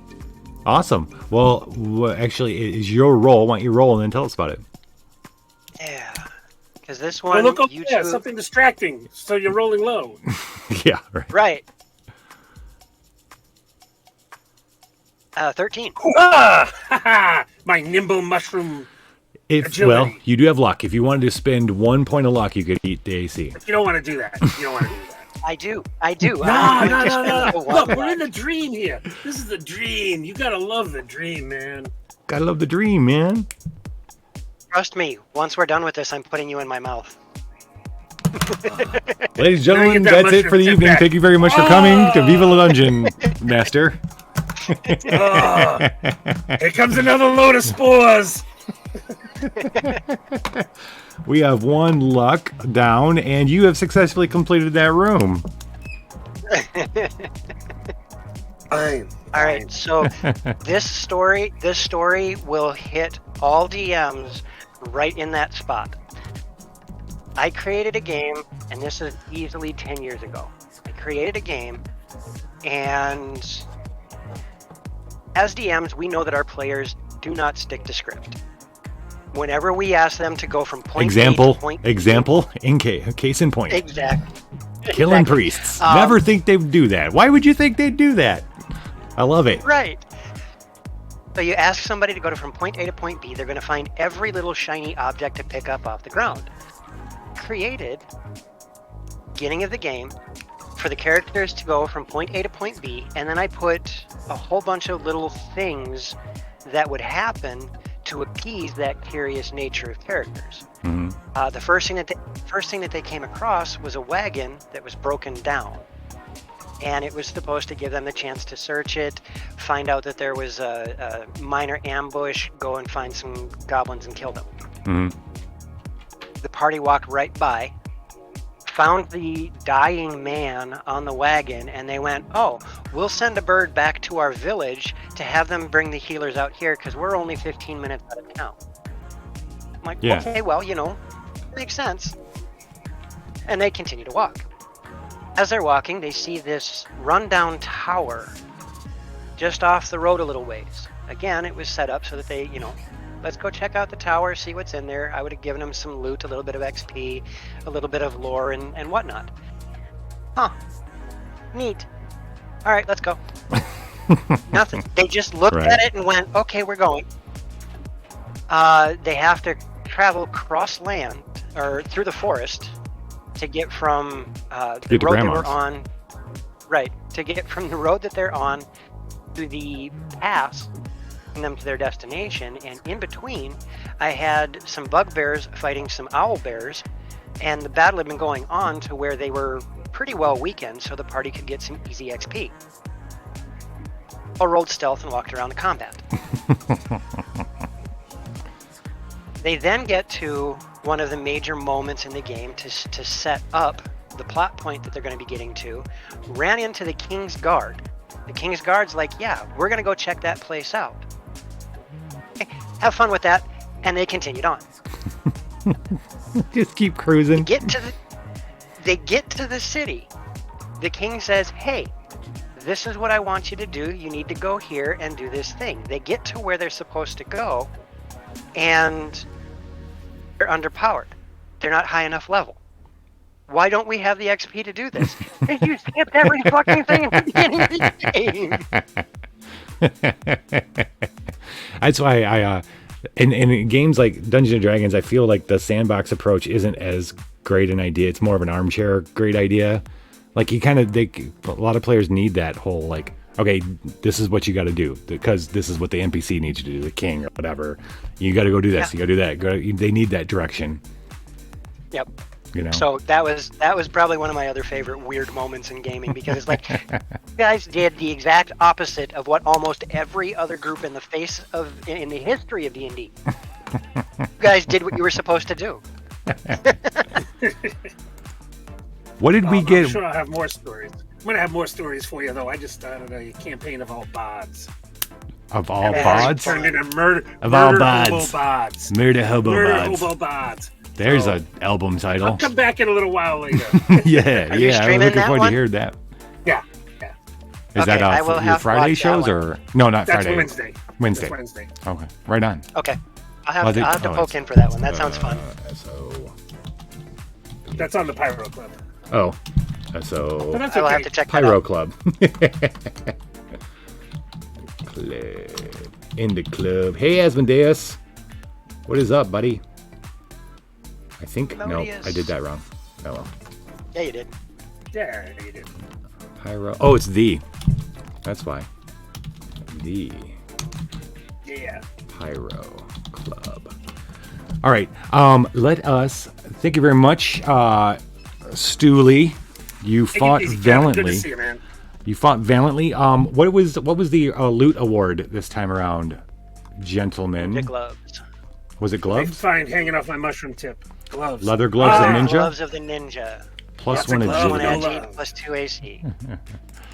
Plus 2 8. Oh my gosh, you're good. Okay. Well, that makes sense actually, because the monsters are getting harder and harder. And plus 1 agility. Okay. Okay. Stats. Did you roll your d6? I am doing that now. All right, we're gonna go to the waiting room. We'll be back in just a second. We're gonna go to move on now. Be bringing in Flurg, the troll from level 6. I'll be right back. Do we have Flurg? Please, God, tell me the orcs aren't here any. Oh, hi. Hi, we got Flurg. Okay. I'm gonna send them in, and then we'll bring that there. How you doing, Flurg? Me, Hello, Flurg. but you count worse. I believe 6 comes after 5. Yeah. First, I was ushered into the dream. Now I'm back home in these wonderful caverns. All right, hold on. Let me tell Faye. I'll be right back. Okay. All right. You look terrible, Flurg. I can't have you on. Why, this. mighty, You've mighty like nice what is of that you. orc all over you? What if? Oh my god. Oh, It was we gotta breakfast. clean you up a little. I know, but you've got to clean you up just a tiny bit. Let's see. Hose them off. mom Who's got the made it. hose? Who's got the hose? Hose You them gonna off. wash my ma's breakfast off of my body? That's Yes. just disrespectful. Your mom made orc. Did she cook him? she or did you just caught eat 'em? 'em, Let's be killed 'em, honest. and I think you just ate this orc. Didn't you? That look- she caught him. His face. I can see his face hanging there. It's gross, and I'm pretty sure that's the one that's. Well, that's a trophy mark right there. You got to hang it on the belt. You know. All right, here. We got him hosed off. All right, let's go. Hey, everybody, we're back. We're about to move into level 6 with Flurg the Troll. Let's get on there and get there. Boom. Level 6 of the dungeon, Thaco. Level 6 of the dungeon is the Great Caverns, home of the ogres, the giants, and the trolls. Hey, This particular troll, Flurg. Hello, Flurg. Thank you for coming. howdy. Are you a cowboy? Yeah, we just got some shit in the last goblin supply run, and Gotcha. they're talking a bit funny, and we like that, so we started imitating it. I gave them I got them a VCR and some old Gunsmoke videos and Clint Eastwood, like old Italian. It's all That been explains it. fantastic. That ex- Yeah. you, So you did give them Blazing Saddles, right? no, but I should have. That would match their personalities a lot better. What's that one? Is that I'll a get good one? I'll get you kill that you one. for it. I'll get you that one. The Great Caverns is home to the giants, the really big creatures. So what I want to ask you here, Thaco, is are there any DMs or authors or giants that you've been drawn to, maybe look up to, or drawn inspiration from over the years? How can you Yes. ask them like that with Flurg right here? There's Troll around. there's a classic for me, which is Margaret Weiss and Tracy Hickman, the Oh, yeah. Dragonlance novels. Mhm. I grew up on those. But after I got into high school, there was another author that really sparked me, and that was Piers Anthony. Oh yeah, I was just thinking about the Xanth books the other day. I hadn't read them in so long, and I was like, oh, I should pick those up. Maybe convince my daughter to read them. Spell for wasn't Chameleon. Xanth Asimov? Wasn't Xanth Asimov? No, you're thinking. I think you're thinking something else. Xanth was definitely Piers Anthony. I thought. Yeah. Xanth books. I'm gonna Google this shit. Piers Anthony. What's that? Xanth. Okay, that was okay. Piers Yeah. Anthony also did, Kingdom, Magic Kingdom for sale. And Wait a minute. For me, Y'all it are was talking Incarnation. about books, aren't you? we are. Yeah. I don't like books. I can't read. Roll initiative. It It pisses was you in- off. Stop talking about books. Oh wait, your hit points. Did you roll hit points? 4. You rolled 4. Yep. Okay, so you're at 8. Good God. Did I ever mention I believe have the Flurg has the higher number there. Can anybody else confirm? I can't count that high. I think. Flurg does. You did roll. You are faster than DM Thaco. Whoa. Boy, howdy. So, what have you taken anything? Do you think you've anything specifically, or maybe just in general, that you've kind of taken from an author like Piers Anthony and integrated into your own DMing style or stories? Yes. Specifically, the Incarnations of Immortality by Piers Anthony. I read and Behind the how he Powers. wrote. Behind the Powers. Yeah, but- he wrote. Every single one of the books is the exact same story, but written from the perspective of a different deity. Okay. Right. Except for the last two books, they're written a little bit different. But that concept of being able to see the same story from different perspectives really does influence how I take my NPCs and the actors in my D&D games and figure out how they see the world slightly different from each other. That sounds real interesting. Would you mind reading that to Flurg? Because I can't. I don't do the words so well. If you promise not to kill me, I will make that your bedtime story. Ooh, that's a hard bargain you drive right there. Because you look tasty. You smell like bird too. Got a nice bird. Yeah, you sound like you smell like bird. Did you? All right, so you got first hit there, Flurg. You want to take a shot at him? Oh, I think I will. Ooh, these numbers are sometimes hard to find on this big old. Ooh, that's a number. Is that a good number? 12 is not a good number. Oh. 12 is not a good number, Flurg. DM Thaco, how are you going to respond? Our nation. I'm going to take the book that I was going to read him for bedtime, put it back in my backpack, Oh, you And- disrespect Flurg like that, do you? How dare you disrespect and I'm Flurg. going to retaliate in kind with my dagger. And that is an 18. You have pierced Flurg's hide for the last time. And I do 5 points of that there damage. All right, okay. Flurg is not dead, but that's a good hit. Okay, good hit on Flurg.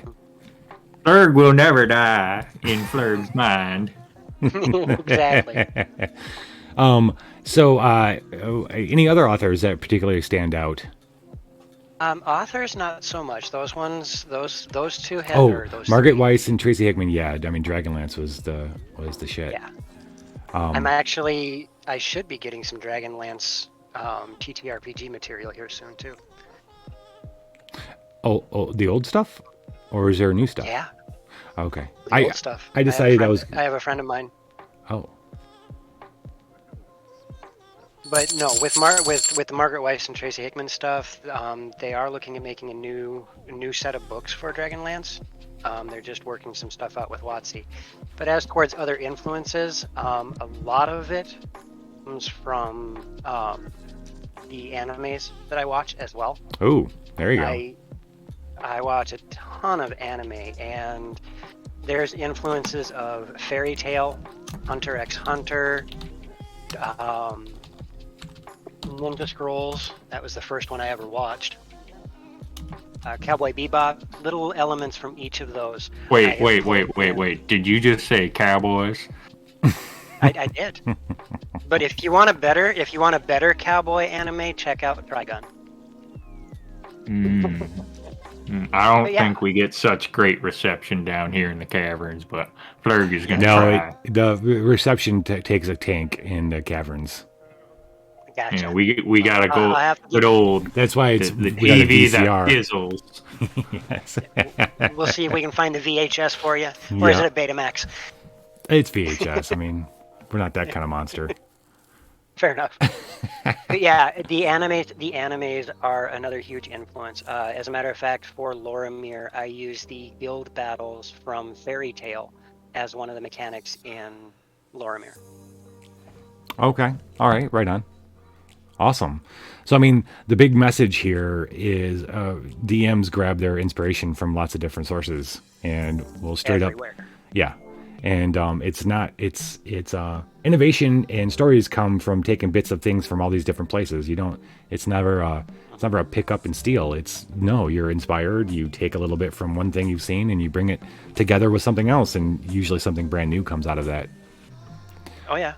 Absolutely. And after Flurg gets done trying to kill me, I have one more influence that's kind of fun.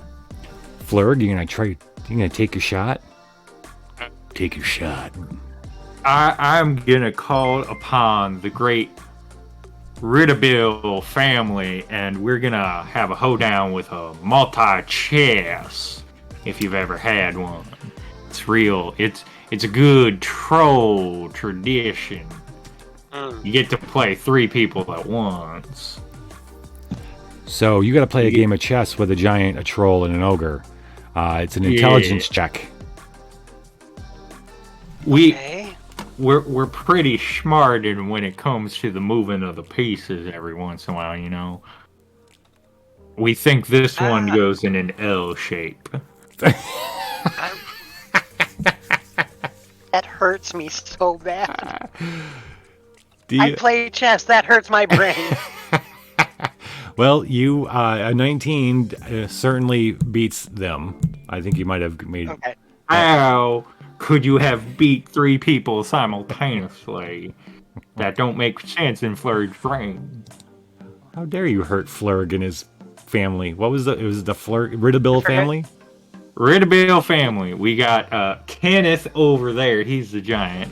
He don't talk too much. And over the...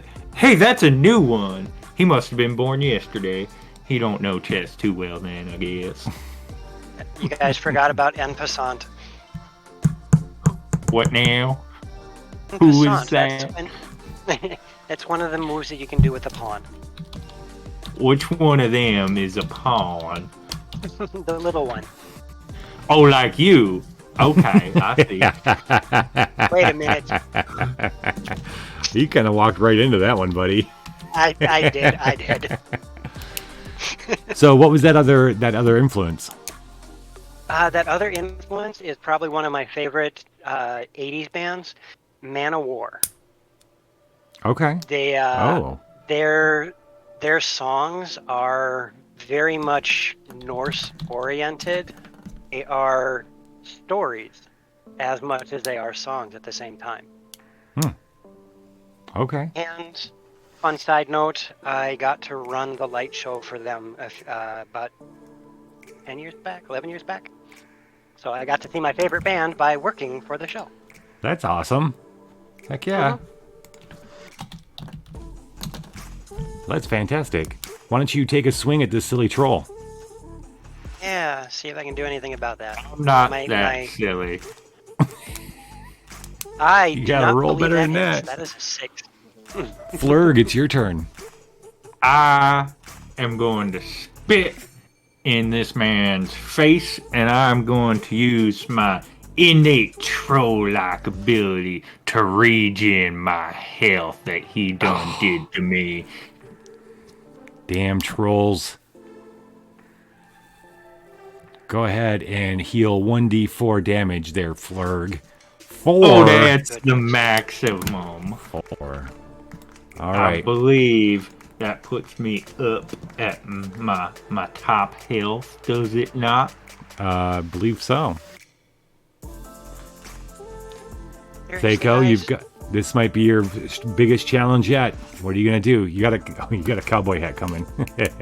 I do. More Now I have hats. 3 hats. I'm not sure where I'm gonna put the cowboy hat. I'm gonna wear it. If you ever, don't you ever disrespect that cowboy hat. I will come for you if you are in this dungeon or not.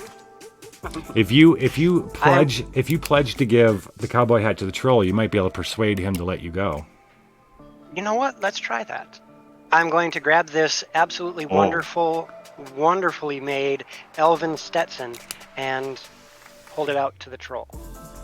Bruce. Oh. Oh. You confuse Flurg. You attack Flurg so much. You beat me and my brothers at chess, and then you offer me the fine hat. Such a fine hat. Is it hat or war, Flurg? Oh. Oh. No, I must stick to the traditions and attack this man. He disrespects me too much. There's 600 gold in the line. If you beat him, you get 600 There gold. is no gold. Flurg does not care for your measly gold. Flurg does not need my measly gold. Oh, wait a minute. Hold on. Thaco did roll a 19. Was that the 19 to hit? And No, what was the 19? you rolled a D20. Yes, that was a 19. That was a 19 to hit. Yes. So when you said no to the hat, Thaco stabbed you with his mystic knife. Go ahead and roll your damage. Flurg, 9 points of... Oh, you rolled a D20. No. I rolled a D20. Because brain. got stuck Flurg on is me. not impressive by your big die. That's 3. 3 points of damage. All right.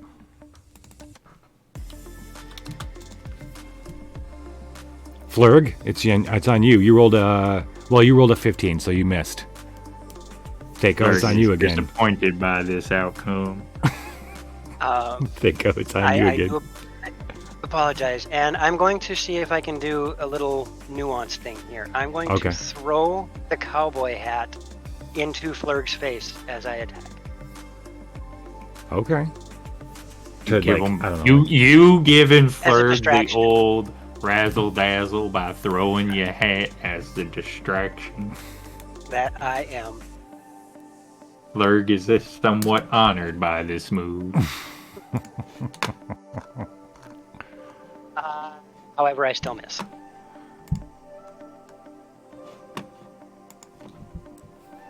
That's an 8, and I.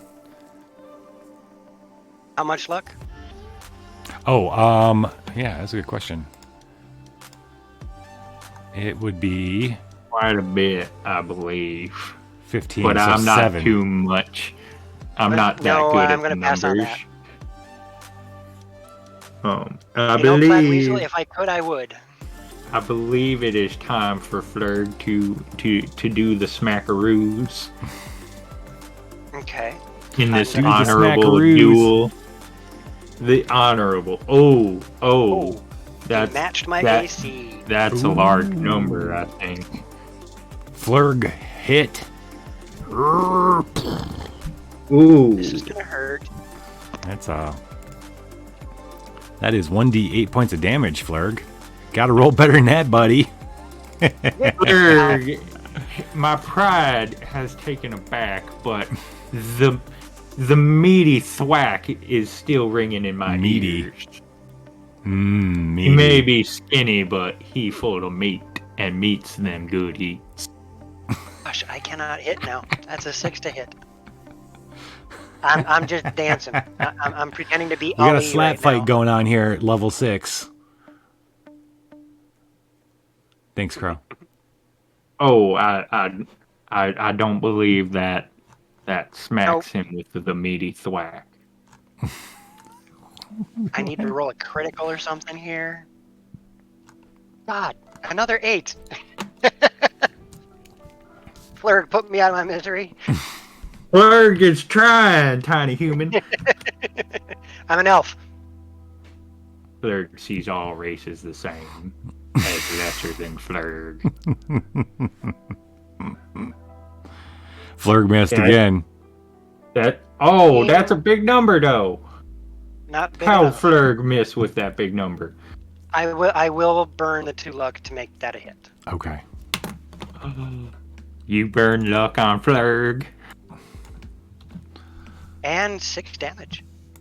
6 damage. Flurg, that was a big hit. Flurg's almost dead. Flurg wishes he saved Flurg's regen for now. Well, you might have been dead if you hadn't. Flurg agrees on this consensus. It was Seiko. So you've been around for a long time. Yeah. Other than Mary Weiss and Hickman, what I mean is you've been playing D&D for a long time. Is there any D&D names that stick out that were people that you kind of like would like to meet? Let me ask you that. Any D&D alum that you'd like to have run into or did get a chance to run into? Other than I Margaret was Weiss and gonna Terry say- Hickman, Tracy Hickman. I have had the fortune of running into both Gygax and Arneson. Oh, okay. Right on. I live in Minnesota. Yeah. So, you know, I had the fortune of being around at a young enough age where they were still in the area before they ended up going West Coast. And one of the conventions that we went to when I was a kid, they were there. Okay. I was too young to understand autographs are a thing, but I got to hang out and watch some of the tournament play that they did there. Oh, that's cool. That's really cool. Mhm. When you were younger? Mhm. Yeah.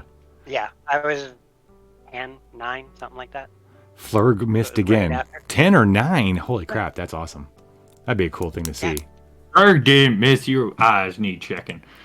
Flurg hits. Flurg always hits. That's a dirty 20. Oh, we got a dirty 20 on you. Roll that damage. Roll that damage. is 3 3. damage, Flurg. You're dead, Flurg. I You have died. perish. You have perished, Flurg. Well, it's subdual damage. Brothers, my whole family will come after ye, and you will suffer the Riddabill curse. Uh-oh, you just got cursed. You just got cursed with the Uh, Riddabill curse. What's the Riddabill curse do? We don't know. We haven't figured out curses yet. But what we do, your number, let's see. What was he? He's number 15 on the Riddabill curse list. So Okay. it's coming. Don't you worry. Well, thank you very much, Flurg, for helping out tonight. What armor or what armor? What kind of loot did Thaco get today? I got the cowboy hat. Oh, the I got- cowboy hat. Right. Yep, that I flung at Flurg. All right, so I'm going to leave the You cowboy hat better with Flurg. respect that cowboy hat, or I'm giving Flurg it is gonna to you. double curse you. You can keep it, Flurg. we're gonna go to so just so you know, everybody, we do not visit level 7 of the dungeon for certain reasons. Instead of going to the waiting room, we are gonna go to a new waiting room. Thank you very much, Flurg. This is going to be a little bit of a speed round. Anybody in the audience wants to ask Thaco questions while I get us prepped for the next level, go for it. And the next level will be level 8.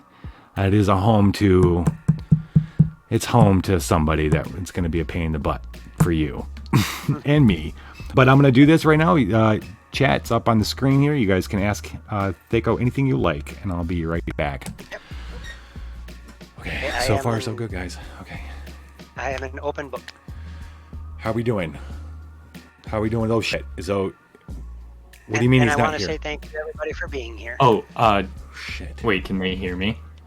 Shit! Hold on. Oh, No. Jelly. The best goblin NPC that we have. Whenever we get raided on our channel, we try to have minions pop up equivalent to the number of raiders that show up, and they're almost always goblins. My favorite goblin that came out was one that was dressed like Sailor Moon and wielded a spatula that wound up being named Lucille. Ended up lasting much of the fight. There was also another goblin that had made it so it couldn't sit. And then another one that had the flu and used napkins as tissue paper as its weapon. those are my favorite goblins that have shown up along the way.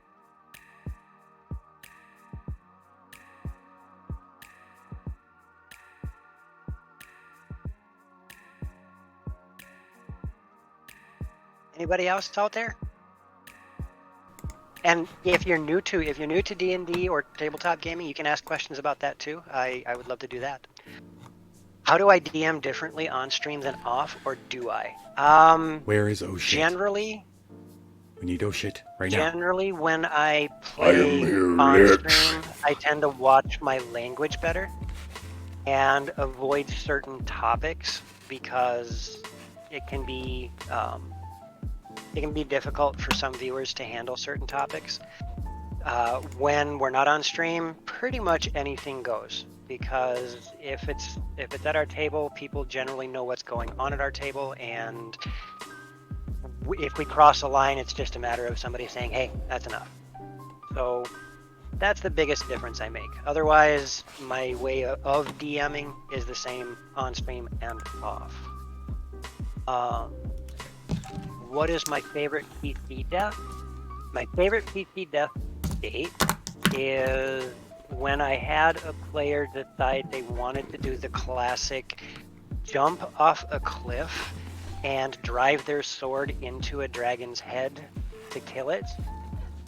And I rolled a high DC, rolled to see if the dragon noticed, and the dragon did, and wound up swallowing the player's character mid-flight, and the player couldn't roll high enough to escape. Other than that, there was the time that I had the players that pushed themselves through a planar portal without knowing anything about it, wound up in the elemental plane of Earth completely encased in stone and dying instantly. They thought it was going to be a fun prank to play and wound up killing half their party. What is my favorite class? That is a very hard question to answer. My most common class to play is a sorcerer. Right now, I'm really, really in love with my character Eric, who is a cross-class ranger and rogue.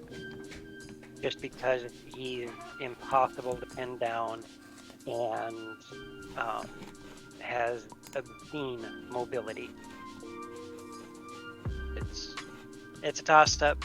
I'd say I'd have to go with sorcerer if I was to nail one down, just because I really like the nuances of meta magic. Puzzles or traps? I actually don't like either one because they're very rarely done well. I tend to go with traps more than puzzles, simply because traps, you can easily give the players a bit more information, such as you grab the door handle and you can smell ozone. It's enough for the player to realize something is not right. Or you're walking through the hallway and you hear a metallic twang.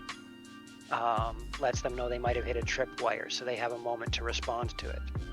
Whereas with puzzles, you're already asking the players to suspend their disbelief in playing a fantastic world, and now you're asking them to forget that their characters have certain abilities that can completely negate a puzzle.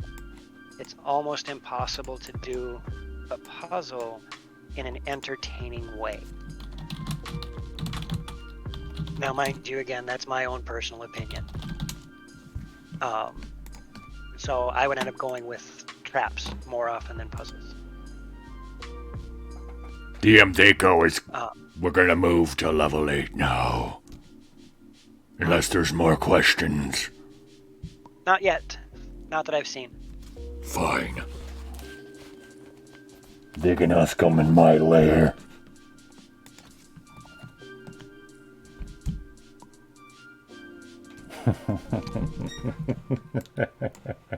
Let me do this. I couldn't do it at the same time. I'm oh shit, it's a dragon. Level 8 shit, is it's my a dragon. lair. Welcome to my lair, DM Deco. I don't let Oh, many it's good to people. be here. I don't let many people in my lair. That's why Kevin had to sit outside. Fair enough. I'll be We are asking the dragons in questions. the dining room, so I'll be asking the questions here. There won't be any fighting because I'll just squash you. fair enough. Question. I like hoarding. It's kind of my thing. Yeah. I bet you're a dungeon master. You probably like hoarding too. I do hoard things, yes. How many RPG books do you have? Currently, I believe I have well over 30. Is that all D&D? No, it's D&D, it's DCC, and a few indie developed ones that I haven't had the chance to look into yet. What about adventures and supplements? Do you have a large dragon's hoard or not? I have a very decently sized Dragon's Hoard. Most of it is in PDF format, not physical format.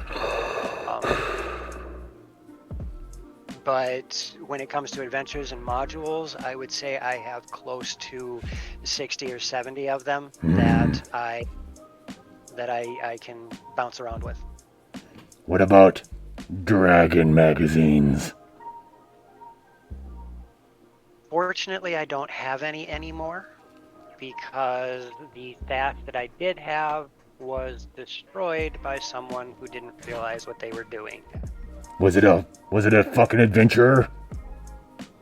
No, it was somebody hate them. who thought Hobbits too. They thought it does. Somebody thought they were doing me a favor and ended up doing me a disfavor. Kevin has about 100 dragon magazines. I think I only had about 40.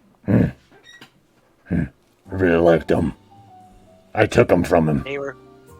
Did you? Good. They're really good materials. I enjoyed this. I enjoyed most of the articles. What else do you have that you hoard? Tell me more about your hoard. Your RPG hoard.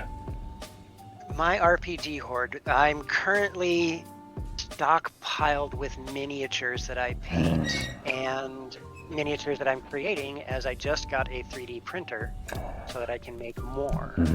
Do you think I could 3D print coins? Yes, very easily. Oh. Gold. It's a little bit harder. You have to get a specific printer to do metals, but you could. Very cool. Do you... I also have a massive amount of dice. Oh. Tell me yes. more. Let me grab something here real quick. Where did I hide it? There it is.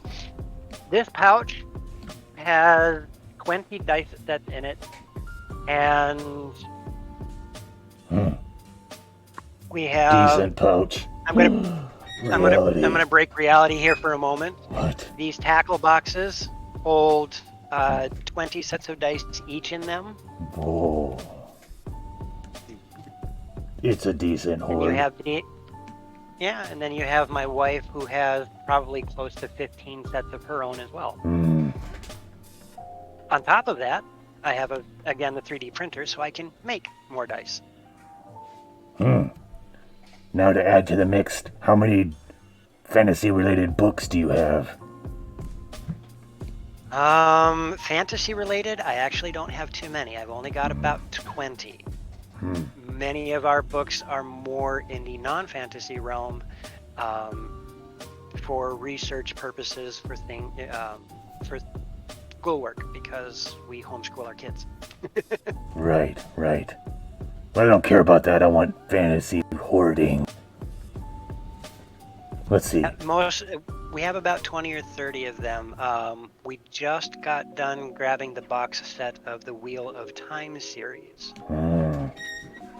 Here, Amazon's making a show. I you hear saw a preview of it. But Oh, really? I'm There's a preview? I didn't know that. Yeah. Huh. But I haven't. I'm withholding. I'm withholding judgment until I can see more. Because I watched. There was another series that got turned into a live action that they failed on miserably. But it was BDC, so I'm not sure if I can blame it on that or not. Ever heard of Game of Thrones? I have. Crap. And I am one of the few people out there that can say I never watched a single episode. Crap. Didn't have enough dragons in it. We need more It dragons. only had 3. It only had 3. It did. Well, I can't spoil it for you, but there was a really cool dragon that you missed. It's really, really cool. Not as cool as me. No, I do know the one you're talking about, but technically that was one of the original dragons. I don't think you know what I'm talking about. Okay, maybe not. All right, Takeo. Well, yes. Anything else for me? No, I've decided I approve of your horde. I will allow much you to appreciate succeed at this room. Oh, I will give you one other horde that I have that might interest you as well. I have well over the different dragon sculptures, miniatures, or effects like that. What? Dragon miniatures? Yeah. I approve. I approve. painted You this can get one rid of myself. everything else. I painted this one myself. Alright, now get the hell out of my lair. Okay, fine. Bye. Thank you for not eating me.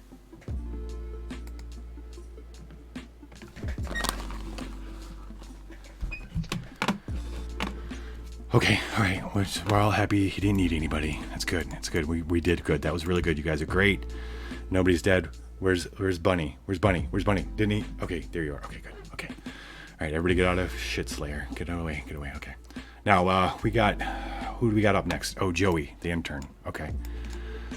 Oh, we're heading to Monster Resources. All right. Look, Joey's an intern, so you don't have to be too worried, but clean the fucking blood up. Get yourself together. Stand up straight. All right. You all did your training videos, right? You got all your... You don't got anything to fucking hide? Okay. All right. Let's get Joey in here. You don't want to mess with Monster Resources, kids. What's one thing I'm going to tell you, Goblin. Do not fuck with Monster Resources. Okay.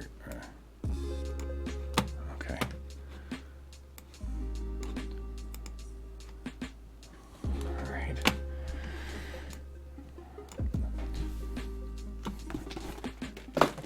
Sorry, Fake. I'll be right there.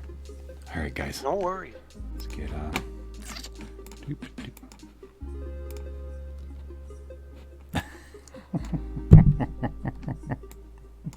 Am I supposed to be hearing anything? No, not yet. Okay, those look fantastic. All right, Thaco. Hey, everybody, welcome back. Oh wait, did Thaco get a piece of loot for last? You did succeed at the Dragon's Lair. Did you get a piece of loot? But I didn't see any loot. There is the leather boots of Swole. And yep, that's the only thing I saw rolled. What to do? Whatever you do, just man. Yeah, leather goblins, boots of make Swole. him comfortable. Yes. I think leather this boots of is Swole. Maybe that might work. Yep. +1 strength, +2 AC. +2 strength? No, +1 strength. 1 Plus- strength, sorry. +2 AC. AC. Okay, gotcha. Okay. Hello? Oh. Hold on, Joey. Okay, I'm now, scared. Thaco, we're moving to level 9 of the dungeon. It's where I call home. It's Monster Resources. You are probably more familiar with a term called the concept of human resources. We have Monster Resources in the dungeon. Play it cool. Congratulations. No, Lich. Okay. Hi. Welcome, Joey. Hello. Hi, Hello. hi, guys. Yeah. So Joey here is an intern in Monster Resources. Nobody else was able, because I'm not in there. We weren't able to spare anybody to fight you, so we're sending the intern to his death. I'm just kidding, intern Joey. That wasn't part of my contract. It's going to be subdual damage. Don't worry. Am I getting paid for this? This feels like overtime. Well, you probably are going to get overtime, buddy. I can afford food this month. Yeah. Since we're in Monster Resources, DM Thako, what I wanted to ask you is, how do you treat, or rather, if you'd rather answer, how do you play your monsters? Like, tell us maybe your favorite monster, or give some tips on how you bring monsters to life. It's a lot of ground to cover here. So we'll start with, how do I take your time? treat, I'm good. How do I play my monsters?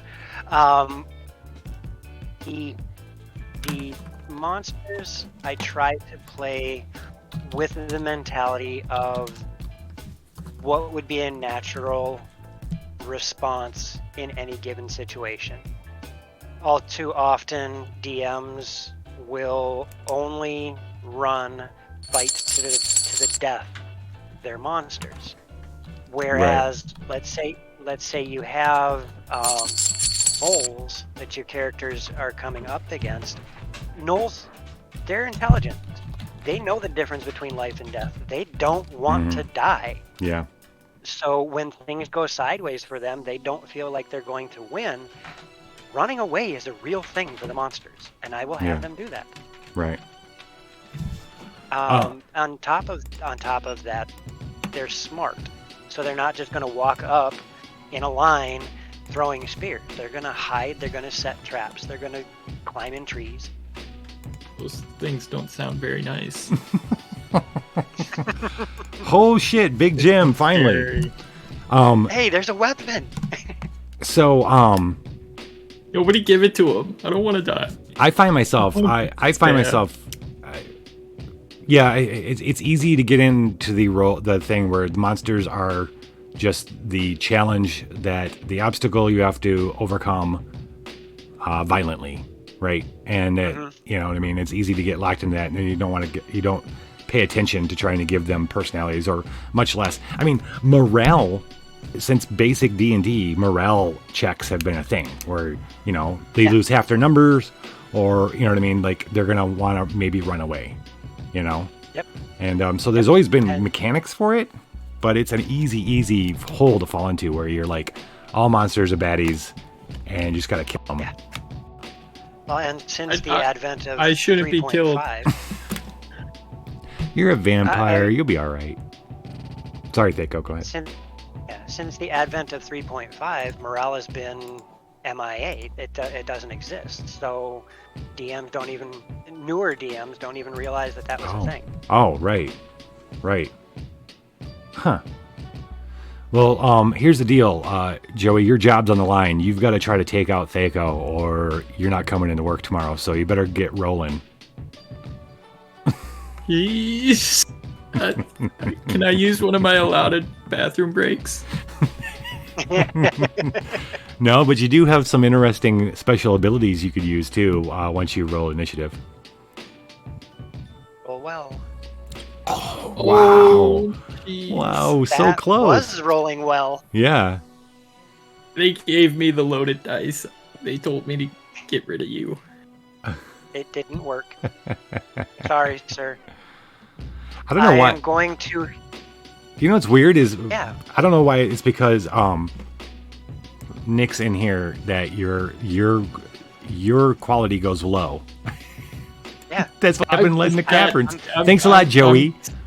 We saw the really same thing with quality. Flurg for some reason. When Flurg went away, you looked great, and now Joey came and you look all choppy. See, What I are know you what doing? It is. Yeah, hacks. Well, no, it's you, the Lich. You want to give your monsters the spotlight. I see how it is. Why would I ever want to do that? Yeah. Yeah. I get paid about 2 gold every day I survive. Don't let great. Joey fool you. He's a very dangerous vampire. You I'm gonna can't. grab. Yeah. I'm gonna grab his office chair and spin. I want to make him dizzy.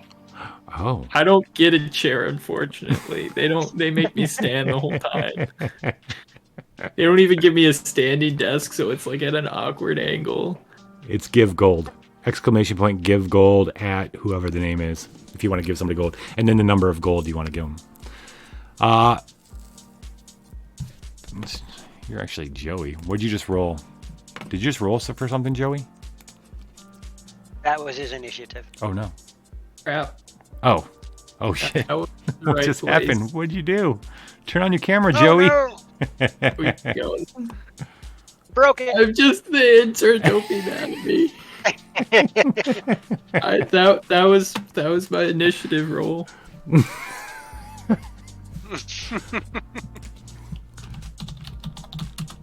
Name amount. All right, so okay, take out. If you want to spin his chair to get him sick, let's do an agility check. Okay. That is a plus. I think it's beat up Gotcha. 15. Nope, it's a 6. You won't go to grab his chair and he like moves. He's a vampire and moves a little quicker than you. Joey, what are you gonna do? Oh. I think I'm gonna go for a coffee run, and I'm terribly clumsy, so I'm gonna spill it everywhere. He's got to make a personality check. I'm sorry. All right. Beat a 15. The botched coffee run. You could spend 3 so luck if you wanted that to. just stains everywhere. No, I'm not gonna use my luck on that. What's gonna happen there? Oh. Is that -4 AC or is that? Oh, that's the -5 to hit for the next round. Oh, as you're trying to get all the coffee off yourself. Yeah, I'm so sorry. That's gonna stain all your your lovely armor you collected in this dungeon. It'll give it a lovely Sorry. patina. Thank you. Seiko, who was your favorite monster of all time in the hundreds of years you being DMing? My favorite monster that I've ever run has it has to be the Boule. Okay, that's also a known very. as also known as land sharks. I'm actually a dolphin. I'm a dolphin, ma'am. Yeah, Candygram. those are pretty big, right? Aren't they huge? Or no? Well, it depends on what edition you play. I believe they're large now. Swallow a horse whole. I know that much for sure. Whoa! You found the werebeard turd of instant death. Too bad you found it in that level doesn't 9. Sound good. Should we give him? Should we yeah, give him to him now? If anybody cheers 5 bits, we will give him the werebear turd of insta death right now. Oh, please.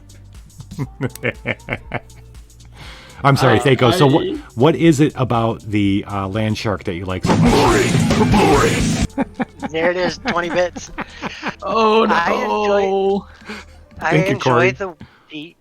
enjoy the Boule because they are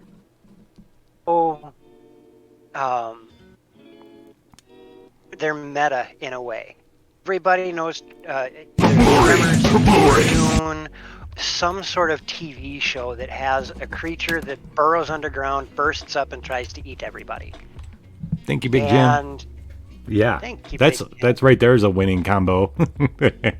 You just love having them come up from nowhere.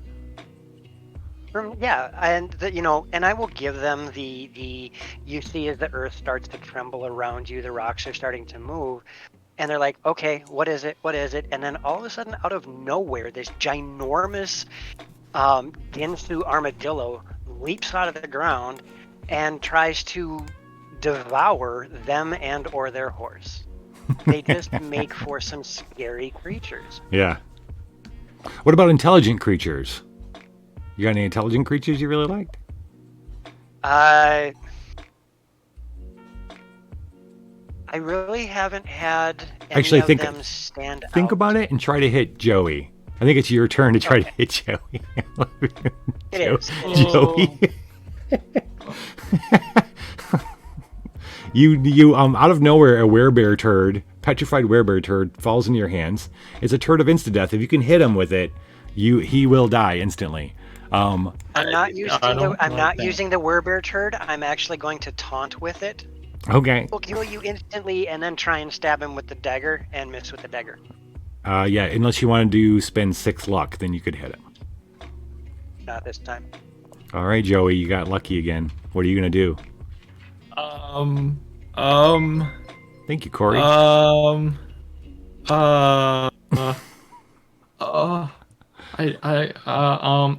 think I'm gonna make him read my contract for me, because I'm not too great. There's a lot of loopholes I don't understand. He's got to make a stamina check because it's quite long. It's like 5,000 pages. The print's so tiny, even with these glasses. No.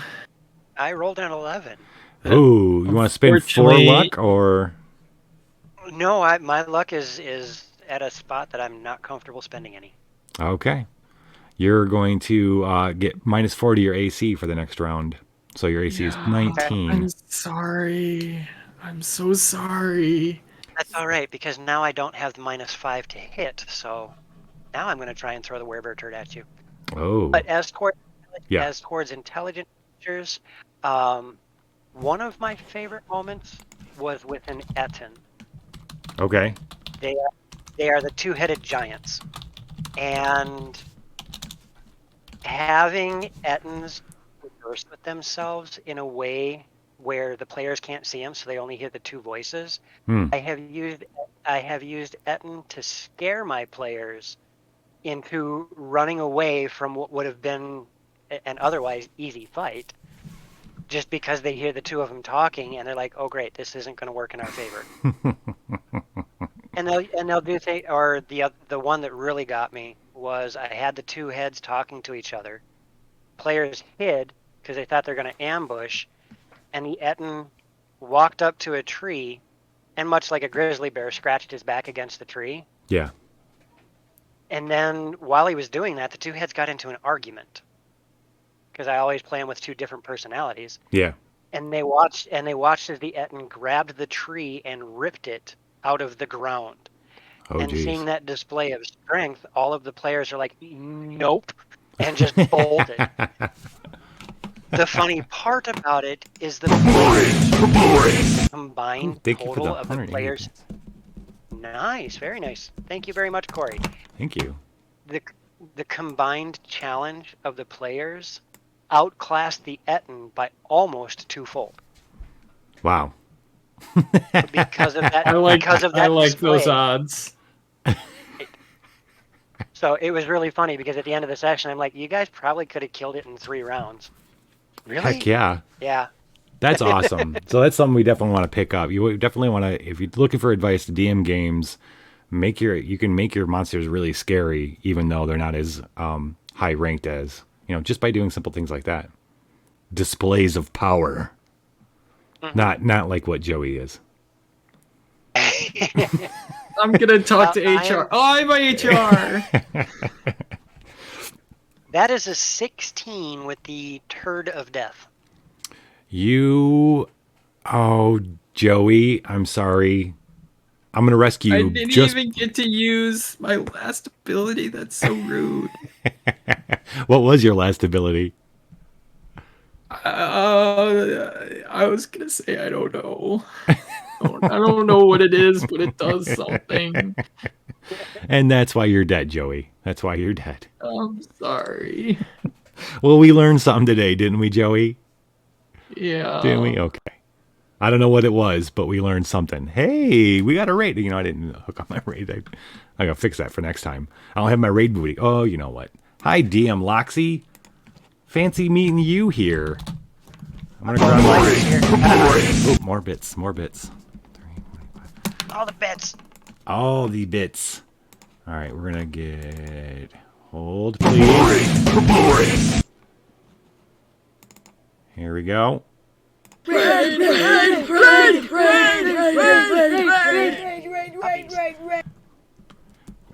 Puppies. That's interesting. That's an interesting take. All right, Joe, I'm gonna let you go so that Thaco can look better. We're gonna move in. I know, for some reason I get ugly when the monsters are around. All right. Thank you so much, Joey. We'll catch you. I'll catch you back on the job tomorrow. And let's get back in here. You haven't improved, actually. You're stuck. Look at that. Not sure what it is. Hey, DM Loxy, thank you so much for the raid. Hello, everybody that came with you. We are playing Viva La Dungeon Master, an intimate night of Dungeon plus Dungeon Master. And DM Thaco is kind enough to be the first guest in the pilot. We've learned a lot about DMing and a lot about Thaco along this way. Thaco has actually just succeeded in room 9 and is going to be moving to the Doom. Now, I'm sorry if I have to disappoint some people, but there's no way in hell the Lich is ever going to be fighting people one-on-one. That's never going to happen. It's very unbrand-like. Unless, something happens in the future and the dungeon gets raided. There are those mind flayers, the army that's trying to lay siege, but they're really no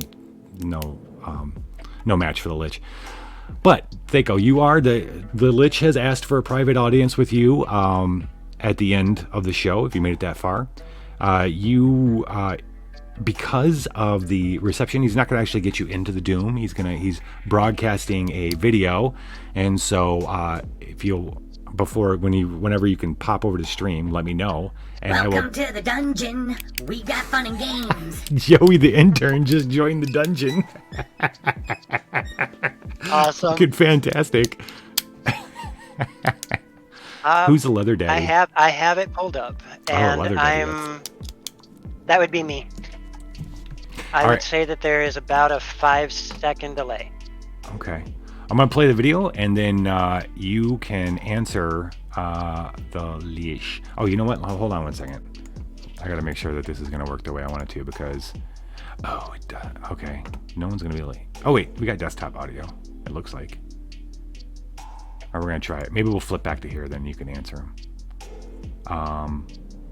Okay. That's what we're going to do. All right, I'm going to hit it. You ready? We got him? Okay. Yep. Lich is coming through. You ready? I'm going to take it, Thaco, that you're ready. Congratulations, Dungeon Master. You've made it to the Doom. Please, have a seat. Now, I have one question for you. Answer this with the utmost honesty. Why are you a Dungeon Master? What's that?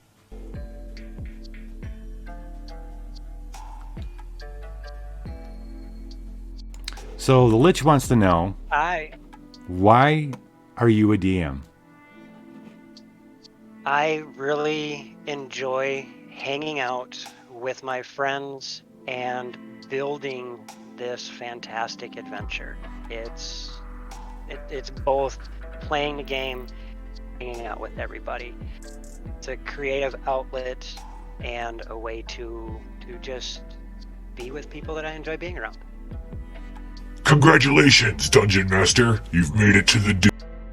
Wrong. I don't think the Lich accepted that answer. It's on a bit of a delay, but I don't know what kind of answer he's looking for, but he wasn't into that one. I'm showing a little bit of behind the scenes here. All right, thank you very much, Thaco, for joining us in Viva La Dungeon Master. We're going to tally up your score right now. You are going to get points for all the rooms that you succeeded in. Let's go through that first. Let's see. 1, 2, 3, 4, 5, 6. I gave 7. I gave you a 1 because I'd forgotten about leveling up. So that's 70 points here. You've died 1, 2. I counted 2 deaths. Okay, that's going to be minus 10. And then you finished the dungeon to get 100 points. And then Bits come in at 348. Not bad. Not bad at all. Not bad at all. We're gonna do some. There are a couple other point totals, but that are secret. But we aren't gonna go into those. So we're gonna do some quick math here. 160 and 348 is that's gonna be 508. Yes. Let's get that. The other skills that a total in GM there. learns is how to math quick. Yeah. Right. No, that's not. Where's my total? You. I want you. Oh, okay. 508. Okay, everybody, the very first contestant / interviewee guest on Viva La Dungeon Master scored 508. We won't know if that's a good or bad until more Dungeon Masters join us and go through the dungeon. Then we'll know, and you could always come back if it's not good enough to make it even better. There's always more to know about the Dungeon Masters, I think.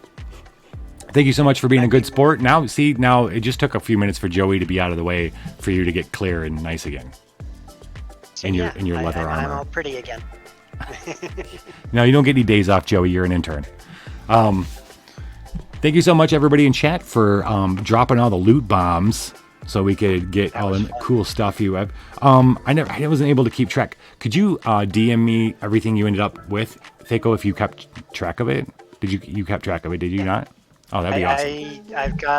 I think there's only one thing that I missed, and that was near the end, so I can just look at the VOD and find that. Oh no, you don't have to go that far. You know what? I bet one of the goblins has kept track. I just thought it'd be interesting. I should have did that before. I would have planned on it. But thanks everybody. I hope if everybody likes it, what do you guys think? Is this something we should do once a month? What do you think, Thinko? I would love to sit in and hear from other people. This was a really interesting format, and maybe I'll throw myself in a dungeon and become a monster for you. Right? No, yeah, I hope so. Because I will certainly ask. And as long as I'm free, I will be here for you.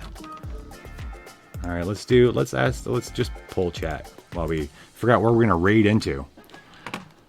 So the idea would be, if I was gonna do more of it, I'd do it once a month would be, and I would corral a dungeon master to come go through the dungeon, and anybody who wants to be a monster could sign on to be a monster representative from one of the levels of the dungeon. We're all getting to know the dungeon.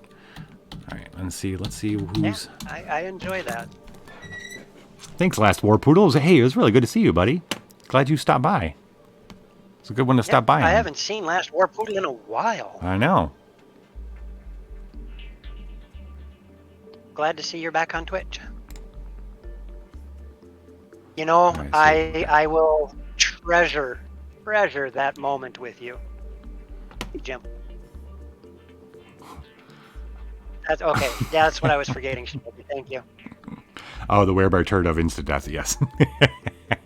For some reason, that didn't register as one of my items.